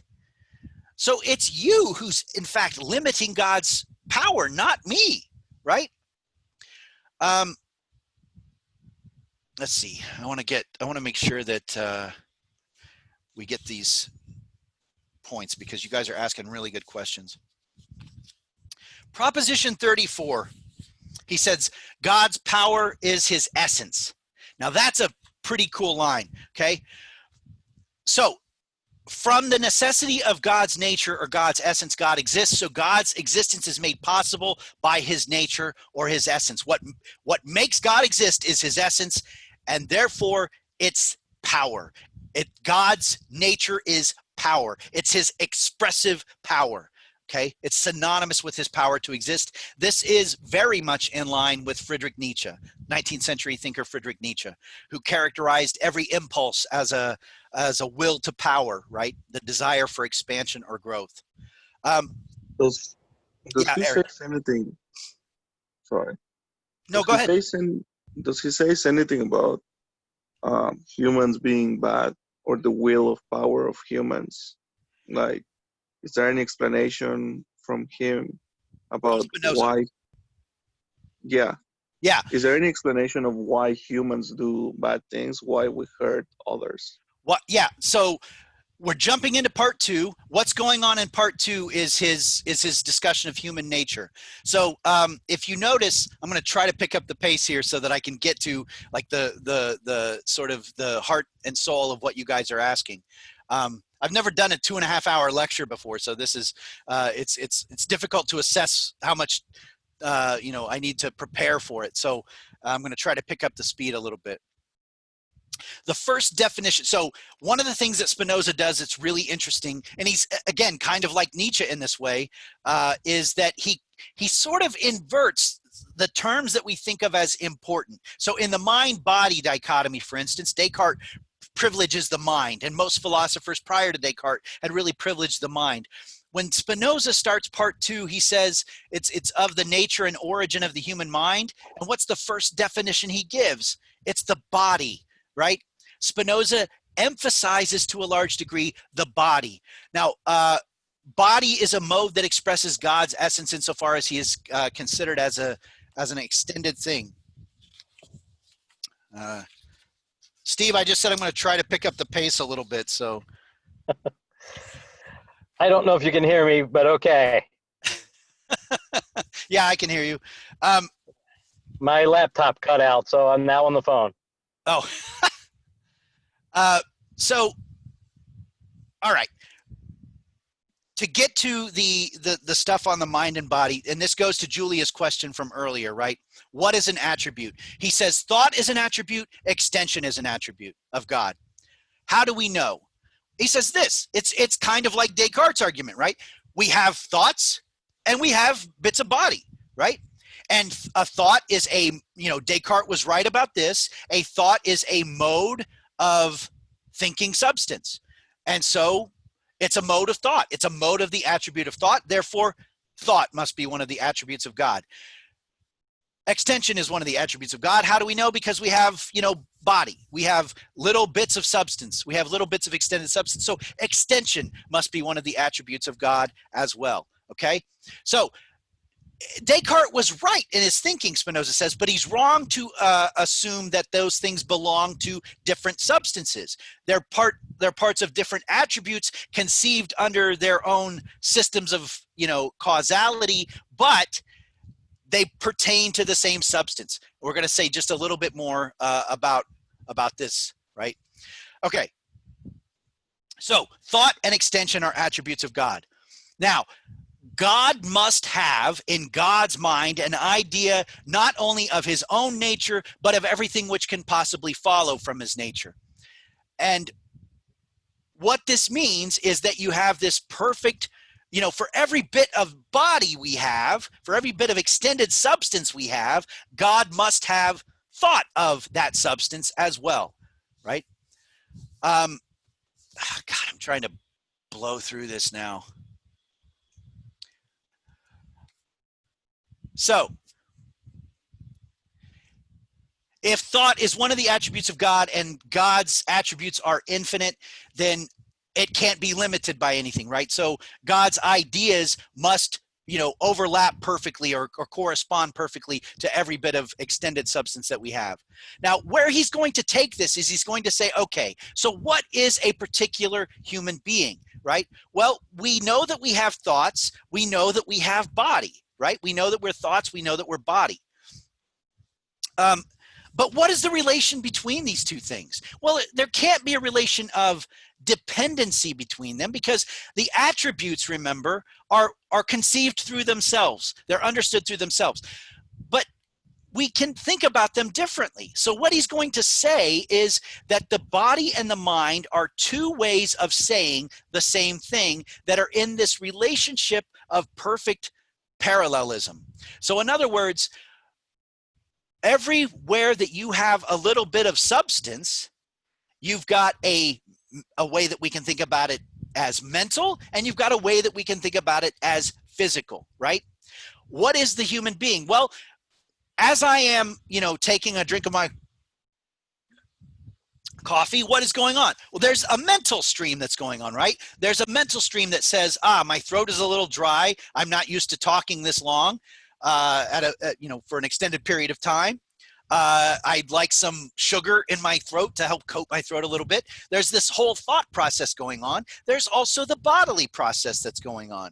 Now, what we typically think of is we typically think, oh, well, my mind is telling my body to pick up the coffee mug and take a drink. Spinoza says, no, what's going on is there's this flow of thought. Let's start with the material. There's a flow of matter, right? There's the deficiency in the body, the throat, the thirst, the desire for caffeine or whatever. There's that. There's the purely physical part. And then going along with that, there's the mental part. There's the thought part. But at every stage of this, we have mental stuffs taking place as well. And because I recognize a few of the mental stuffs, I think, oh, I'm the one who's compelling it to happen. Spinoza says, no, these two, thought and extension, are two attributes of God, which means they have to be conceived under their own streams, but they're also parallel. They're running side by side. Why? Because for every bit of physicality in God, there has to also be a corresponding idea in God as well. So the two are running side by side. Now, this is his way of thinking about the mind-body problem. Remember, in Descartes, we have the problem of the body can't, the body needs to interact with the mind, but it can't because they're two radically heterogeneous orders of causality. Spinoza says they're two heterogeneous ways of thinking about the same thing, right? So there's no interaction between thought and body. There's no, I should say, there's no relation of dependency between them. But because they're running along these parallel streams, as goes the mind, so goes the body. You're saying, well, what's the difference? Well, here's the difference, right? The way that we typically think of it is the mind determines something and then commands the body to do it. And the body tells the mind when something's wrong or when it needs something. Spinoza says, no, it's not like that. It's that these two streams of mental causality and physical causality are really just two ways of thinking about the same thing. And sometimes we see them as physical and sometimes we see them as mental, but they're parallel streams. And so even though there's not dependency in the sense of a mental event causing a physical event or a physical event causing a mental event, nonetheless, there is this relation of parallelism.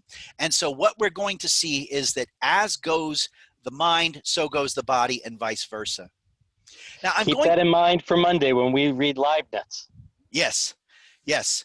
And I'm going to go ahead then and jump into part 3. Okay. Yeah, I'm going to go ahead and do that. I mean, if you think about what this means, right? Think about your own life. Think about your body. When you're not sleeping well, your mind isn't working well. When you're anxious, which is a mental state, your body gets out of whack as well, right? So, this is a pretty important revelation that comes out of Spinoza, this parallelism. I'm going to really quickly talk on the epistemology part of part 2, which comes out in Proposition 40, the epistemic framework. So he breaks it down. He breaks down our knowledge of the world into these 3 categories. The first one is imagination. And by imagination, he just means literally the faculty of forming and combining images, right? So this stratum of knowledge is lowest on Spinoza's epistemic ladder. It's kind of like Plato's notion of the imagination as well that you get in the Republic. So it begins in random experience with the blooming, buzzing confusion of the ways in which sensory perceptions assault our senses. Images are formed, and these images are there for us to assemble as we wish in all sorts of ways. This is how all sorts of superstitions are formed, right? I was wearing this shirt the time my team won, and then the next time I didn't wear the shirt and the team lost. So those images of wearing the shirt, team winning, not wearing the shirt, team losing, get combined, and we say, oh, so, okay, I need to wear my shirt. So this is the lowest level of knowledge, right? And then we have reason. That's the next one in Proposition 40. It's knowledge that's formed from abstracting the universals from things, right? And this is, this is the first step on the way to the highest kind of knowledge, what he's going to call intuition. But we look at things, we compare them carefully, we ask about their essence, and then we see, does this essence really pertain to this essence? Does my shirt actually have anything at all to do with whether or not my team wins, et cetera, et cetera. So we disentangle everything from the ideas that aren't essential to them, and we keep the stuff that is essential to them. We get clear on our ideas. So it's looking at, our ideas and abstracting from them the universals about them, right? And then finally, intuition. So we've got imagination, reason, and intuition. Now, he doesn't go into this one in great detail until later in the book. But intuition is now reversing the study, the directionality of the study. Intuition is once we have an idea of the notion of God, then from there we start to we can draw conclusions about the nature of things. So it's more top down rather than bottom up. Okay, now I'm going to shift into part 3 because this is where the stuff really starts to pick up that you guys are really asking about. It's in part 3 when he starts to really unpack the ethical stuff, and this is the nature, the origin and nature of the affects. And he starts off by saying, look, when most philosophers talk about the affects, it's like they're talking about something that I don't even recognize, because they treat the affects, or as they often refer to them, the passions, as though there's something foreign to nature, outside of nature, something that we can dominate, right? That we can just command, that the human being can simply will their mastery over these things. He says it's as though they believe that man is a dominion within a dominion, that we can, in other words, that we've got nature, which is the actual dominion, and then all of these little sovereigns, like I was talking about with Descartes. Like we can simply will ourselves out of our passions. But Spinoza says it doesn't work like this. You can tell someone that they shouldn't want something as much as your heart desires. It won't stop them from wanting it. The passions arise in us. And this is, Julia and Sasha and Eric was also asking this question. The passions arise in us simply in virtue of the fact that we interact with the world outside of us all the time. We're affected by things in a multitude of ways. Some of these passions empower us. Some of them harm us. They create desires in us. They create loves in us. They create hates in us. And Spinoza says this is all completely natural. Right? And this is why, to that question about, well, what about humans being bad? Spinoza says, look, what we do derives from our passions, and our passions arise very naturally. So we do the things that we do because of our passions, right? From the perspective of nature, this is not, it's morally neutral. Nature doesn't care. Nature doesn't care if we harm each other. Nature doesn't care if we make the earth uninhabitable for ourselves and other species of life. Nature's going to keep on being nature, right? The question is, how do we want to live? Is that a flourishing life for us or not? And Spinoza wants to say, no, it's not, right? So let's figure out, instead of asking these sort of meta questions about what's good and what's evil, what does God want us to do, and what's going to get us damned to hell for all eternity, let's ask, how can we live the best possible life, right? So what I'm going to do, he says, is I want to describe the affects. I want to describe the processes by which they arise. I want to characterize the ways in which they're beneficial for us or harmful for us, and then talk about the ways in which we remain enslaved to them, and then hopefully point the way toward our freedom from them, right?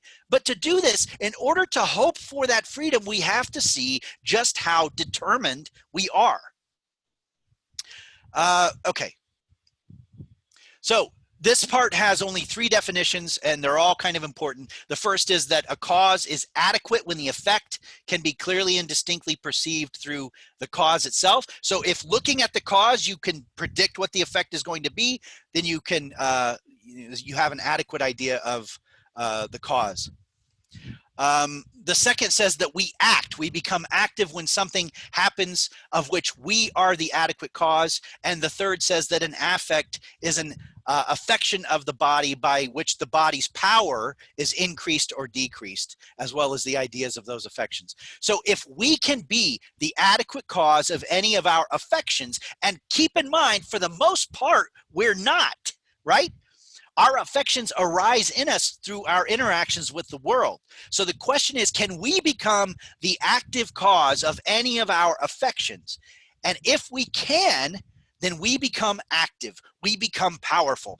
If we don't, we're passive. So this is the ethical direction of the text. Spinoza is trying to outline the dimension or the mechanism by which we can cease being passive and become active or become free. Or another way to say this is to become powerful, okay? The first proposition is basically saying that our mind is always doing things, and what it's doing will depend upon the sorts of ideas we have, and this will differ depending on whether our ideas are adequate or inadequate. In the second, he reminds us, as he does a number of times. So in other words, our mind is always doing things. The question is, are we going to have adequate ideas? Are we going to have, clear and distinct ideas, or are we going to have confused ideas? If we have adequate ideas, we're going to be more in the direction of active. If we have inadequate ideas, we're going to be more in the direction of passive. In the second proposition, he reminds us that the body doesn't determine the mind to action or to thinking, and the mind does not determine the body to action. The mind is driven by thoughts, and the body is driven by motion and rest.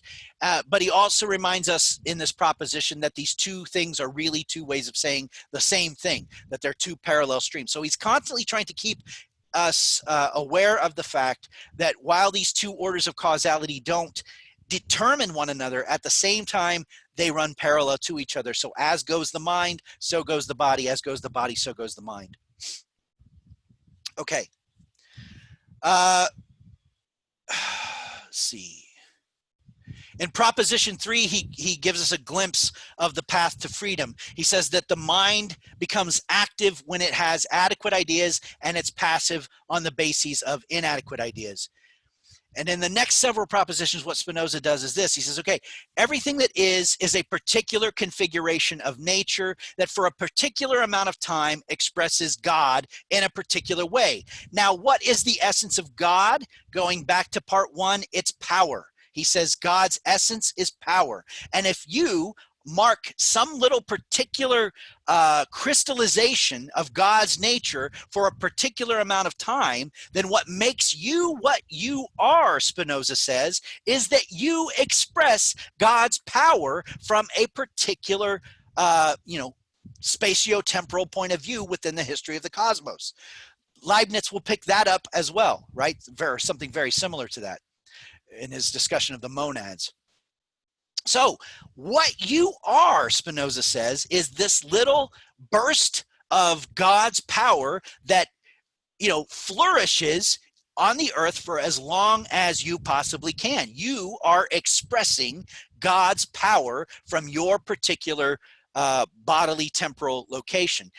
And everything that exists does this, right? The flower that blossoms does this as well. The bird flying through the sky does this as well. So he calls this your conatus, C-O-N-A-T-U-S, your striving to persevere in your being. It's very close, again, to what Nietzsche calls will to power, I think. And we can really begin to see where he's going with this. Our essence is our power, and Spinoza's ethics is going to be couched in the language of virtue. And the word virtue means excellence, right? It comes from the Latin word virtus, which was a adoption from the Greek word arete, which means fundamentally excellence. So to be virtuous means to perfect one's nature. And if our nature is power, then the virtuous life will be one of power. It will be one in which you are flourishing, right? And so what's happening now is he's going to start fleshing that out. So then we come to proposition 9, and there he points out that, hey, guess what? As we saw in part 2, our body is defined by its relations of motion and rest. A particular body is made up of particular relations of motion and rest. So if I'm using crutches, for instance, I'm using them to my own ends. They become part of my body. So our body is defined by its relations. It requires a whole host of other bodies for the sake of its preservation, right? I have to breathe. I have to drink, I have to eat. I'm constantly taking bodies into my body and incorporating some of it, eliminating some of it, etc. And since our very nature is to strive for our perseverance, we will naturally and unavoidably desire bodies with which we perceive ourselves to be aligned in order to, maximize our power, in order to keep us in being and persevering in our being. And we will desire to avoid bodies that we think will hinder us in that endeavor. And that's pretty much the essence of desire for Spinoza. We desire alliance with bodies that we perceive as beneficial to us, and we desire to avoid bodies that we perceive as detrimental to us. I desire the coffee because, it's going to make me more alert. It's going to replenish my thirst, it's going to conquer my thirst. It's going to coat my throat a little bit. I desire to avoid Brussels sprouts because, right? Something that's, going to impede my flourishing somehow, right? So then in Proposition 11, we get the idea that anything that increases or diminishes our body's power increases or diminishes our mind's power as well in the same ways, again, because of this notion of parallelism. And then here in the scholium of Proposition 11, we get two more affects.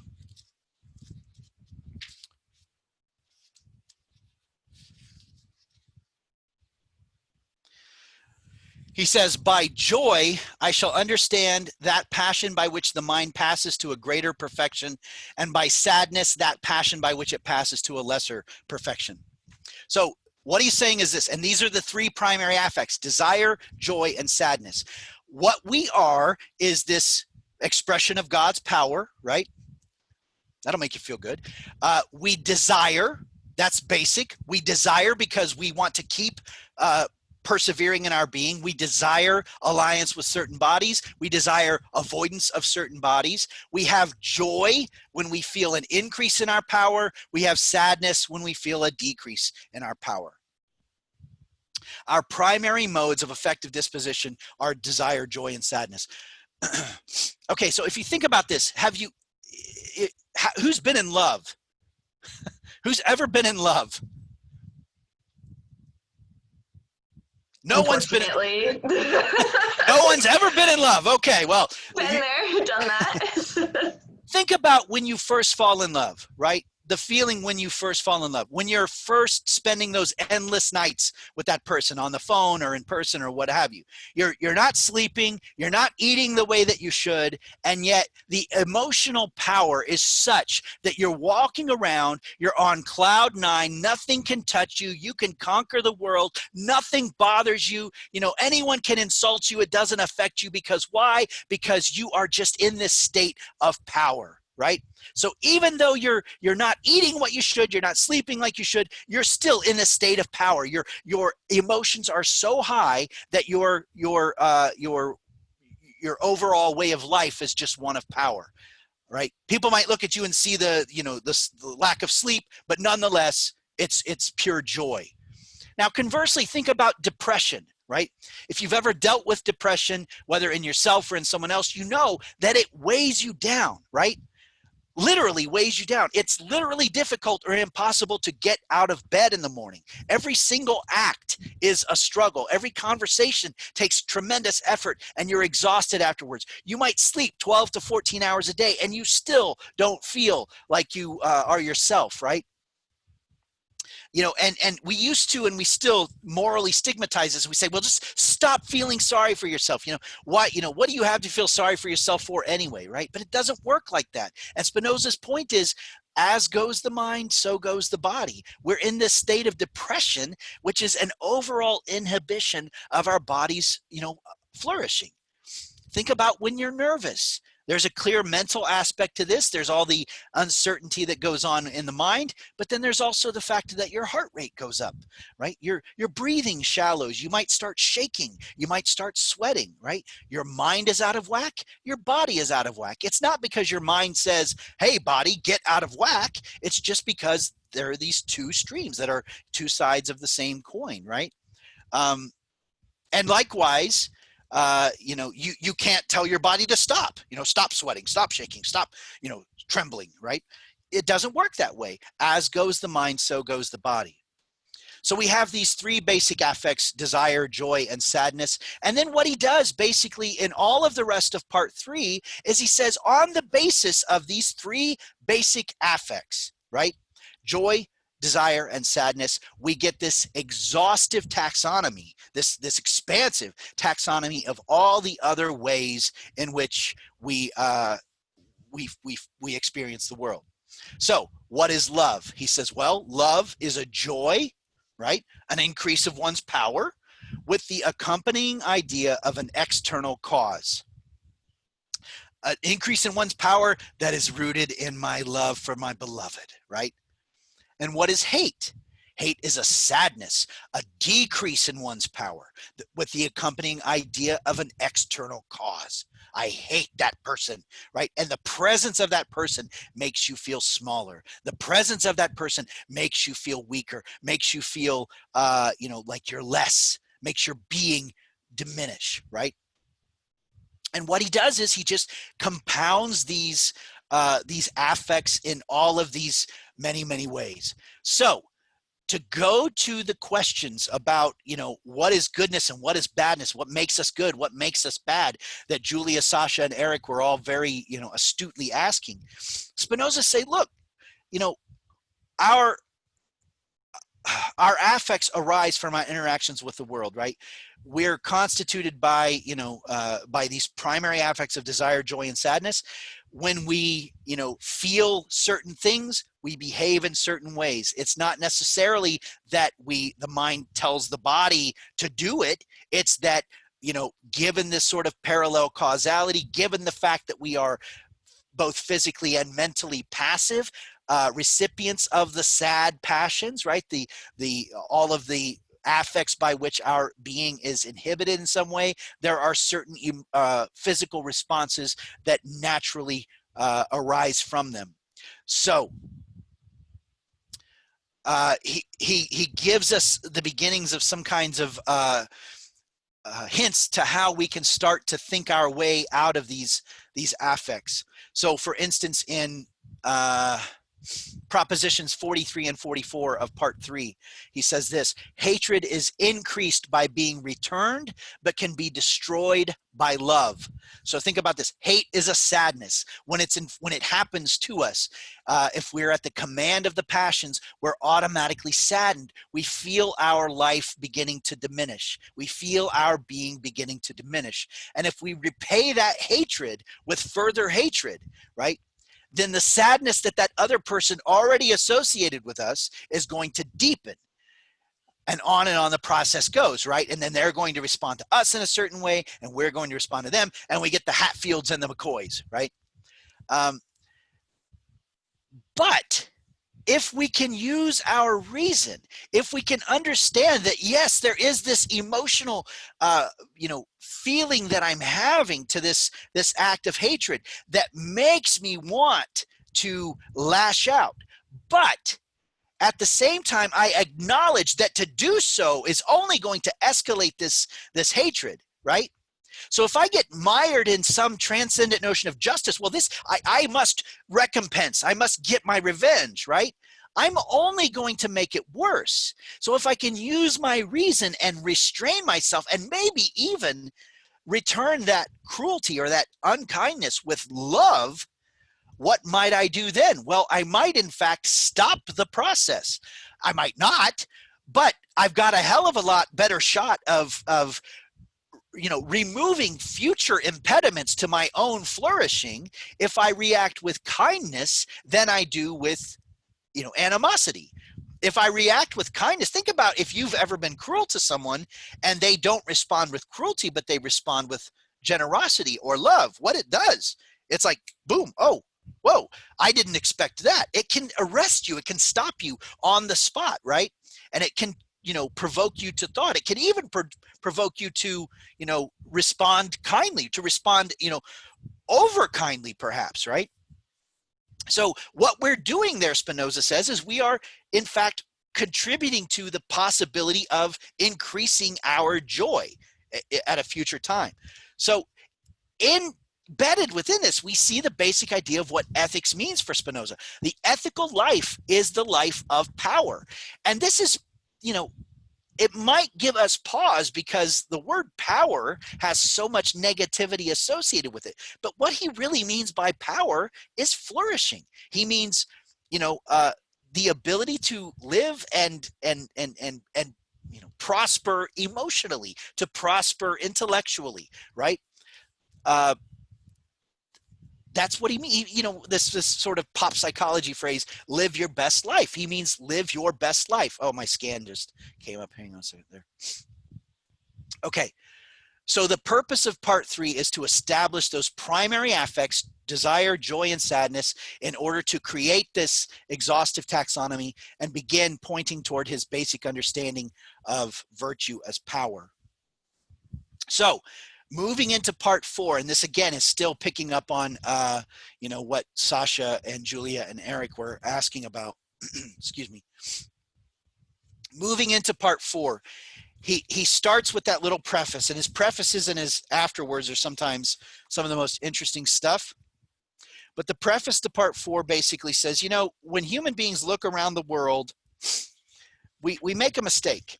Because we look, and this is, to answer Julia's question from earlier, I look at my watch, right? I look at my watch and I say, okay, my watch was created for a specific purpose, namely to keep track of the time. If it stops keeping track of the time, it's not doing what it's supposed to do, right? The fan that's over my head was made to spin around and circulate air. If it stops doing that, it's not doing what it's supposed to do. So we take that means ends thinking that we apply to things that human beings make, and then we say, and then we project that into the world, and we say, oh, the natural world was created for this reason, these things were created for that reason, these things were created for this reason, and so forth. If we do that, then we might be led to say, well, wait a second, this thing in nature isn't working like it's supposed to.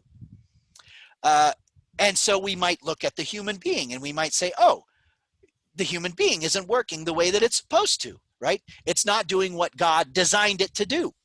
And we might tell ourselves stories about how it came about, that God created things in a certain way and then they stopped working the way that they were supposed to work. And Spinoza says, look, that's a category mistake, right? We're applying to nature the means ends calculation that we apply to things of our own creation.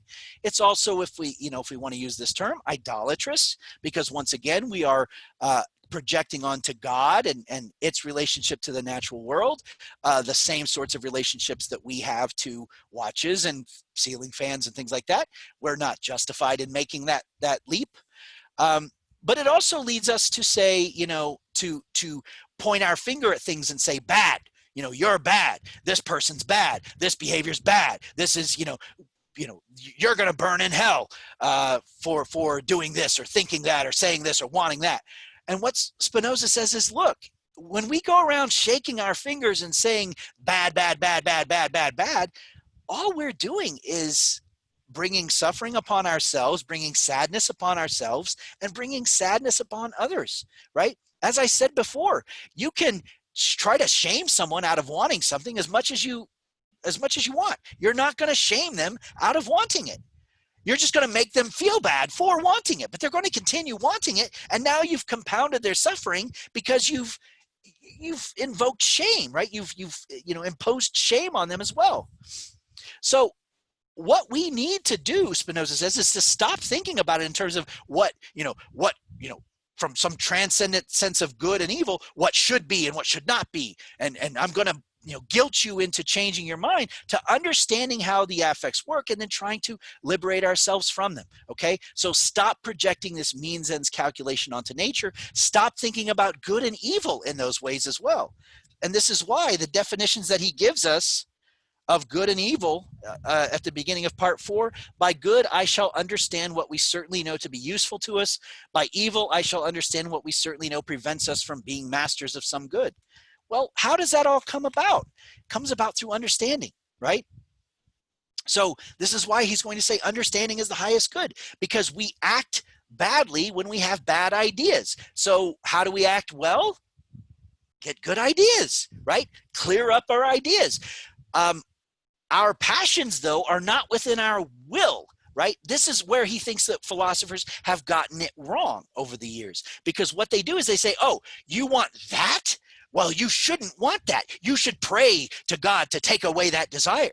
And so we fill them with shame. We're filling them with sadness. We're filling them with inhibitions. We're filling them with feelings of, diminishments of their being, right?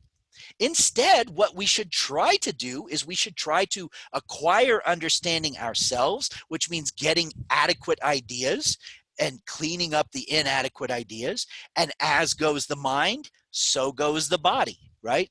And so as we, see things more clearly, we will begin to alter our affective dispositions, right? That's what's going on in part 4.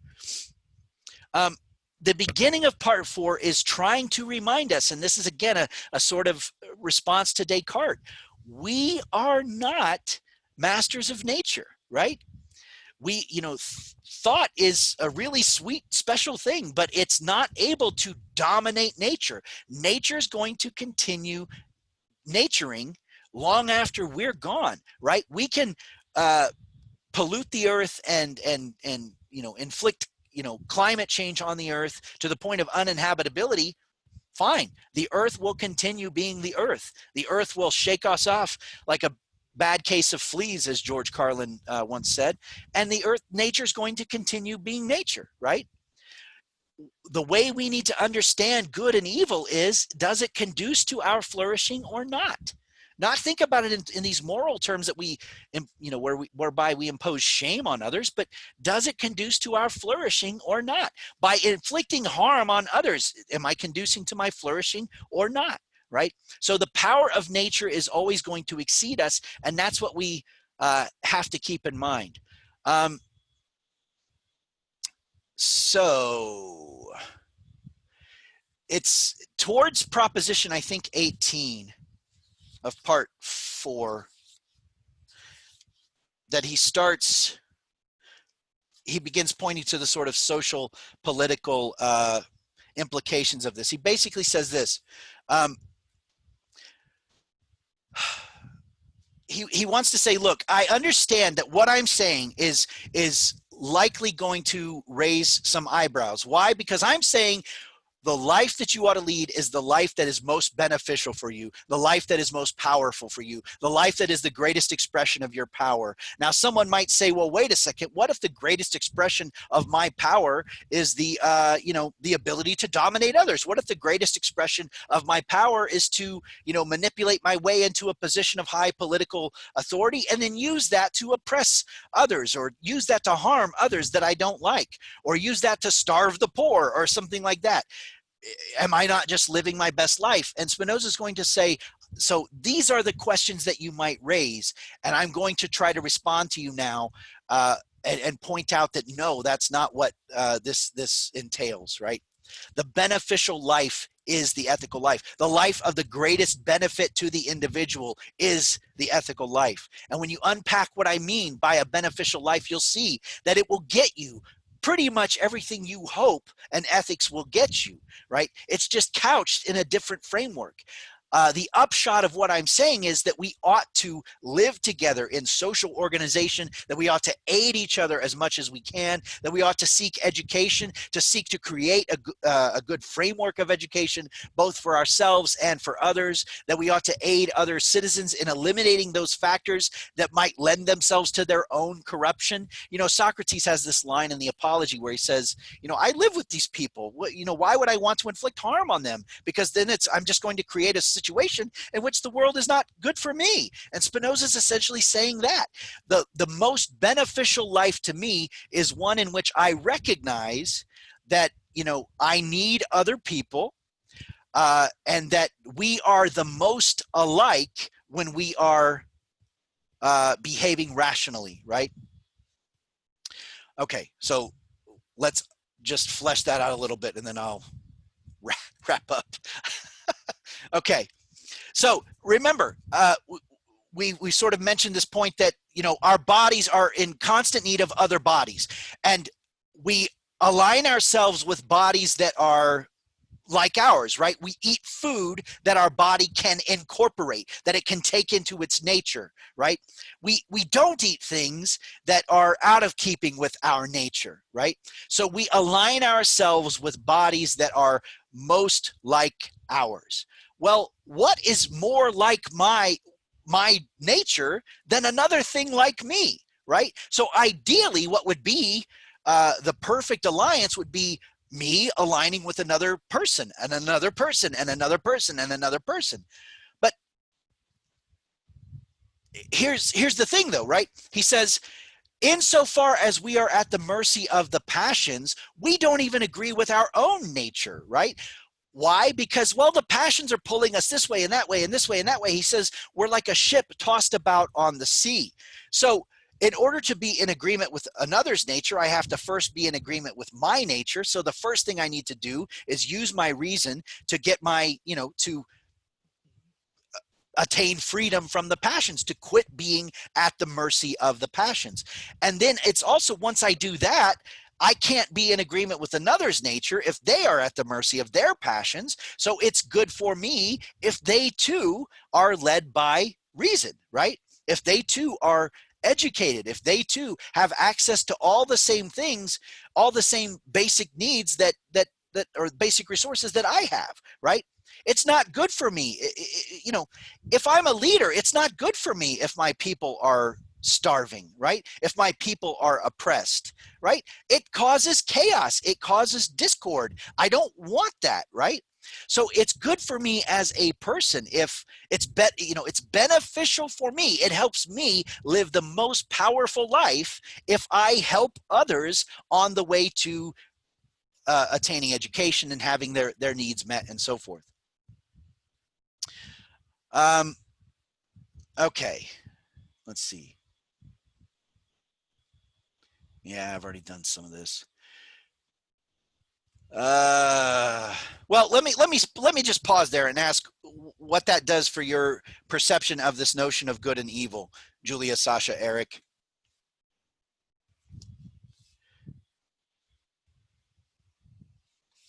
Interesting. Yeah. So okay, let's ask this question.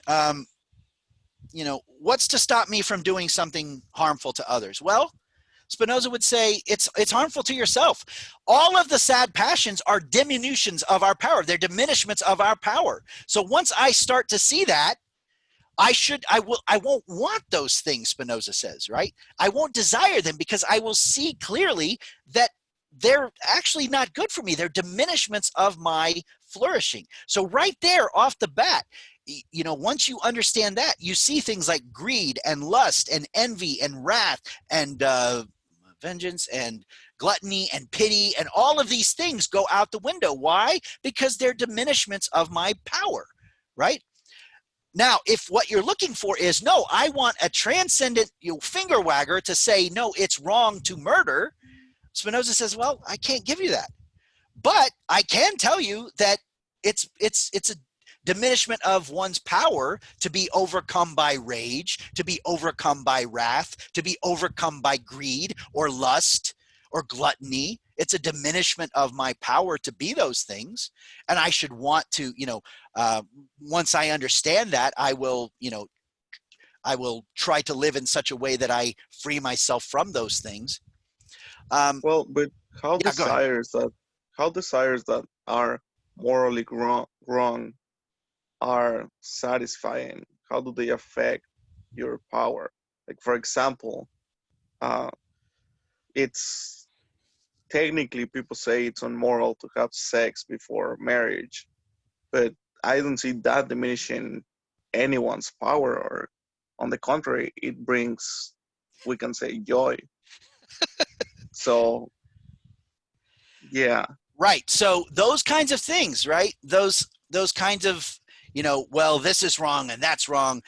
If it doesn't have a component that has to do with our power, sex before marriage, for instance, Spinoza wouldn't say, well, or let me say it this way. He wouldn't ask the question as, well, what does God want us to do? Right.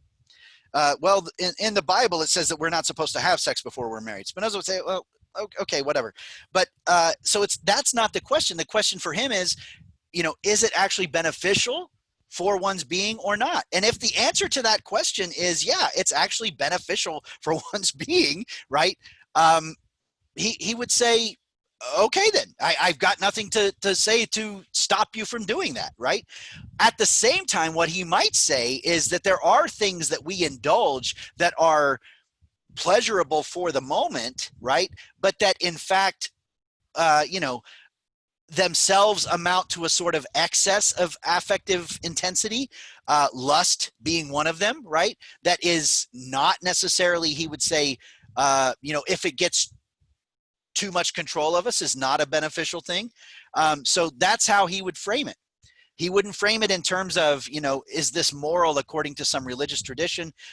He would say, in fact, I think what he would say is that the religious injunction that comes from the Jewish and Christian traditions, to not have sex before one is married, that what that is in fact an effort to sort of acknowledge that, sexual lust can overtake us by an extreme degree, and to sort of keep it within specific bounds. So he would say it's not so much, it's the letter versus the spirit of the law. It's not about, it's not really about you can't ever do this, right? It's about, is it beneficial or not? And so he would just ask the question differently. I don't know if that answers your question or not, though, Eric. Yeah, that makes sense. Thank you. Yeah. So that's essentially how he's going to see the, we enter into social organizations because it's beneficial for us to, right? We need other people. We need other people for mental stimulation, emotional stimulation. We need other people because we can't do everything ourselves, right? And so what we do is we enter into these social organizations. We, if we're led by reason, we will then understand that it's better for me to make sure that the needs of my fellow citizens are met. And in so doing, we can hope to live a life that is as free as possible from the passions, and in particular from the sad passions. Steve, I don't know if I've covered everything that you would have hoped I would have covered. Oh, that and more, my friend. This was awesome. Oh, good. I'm glad you feel that way. I feel like I didn't cover half of what I wanted to say. Well, it should be said that you do entire semesters on Spinoza, and and clearly, it warrants it. So this was absolutely magnificent. Thank you so much. Oh, well, thank you for inviting me. Lunch once we can actually eat in the vicinity of each other. Well, thank you very much, and thank you all for allowing me to interrupt your regularly scheduled programming to interact with you today. Thank you. Thank you. Yeah, thank you so much. Thank you. Yeah. And there's always more Vern. So if you like what you saw, he works on commission. All right. Well, thank you, Vern, and take care, everybody. We will see you on Monday when we do the monadology. Alrighty, That's sounds good. fun. Thank you so much. Stay healthy, stuff. everybody. See you. Take care. See ya. thank you, everybody. Thanks, Steve.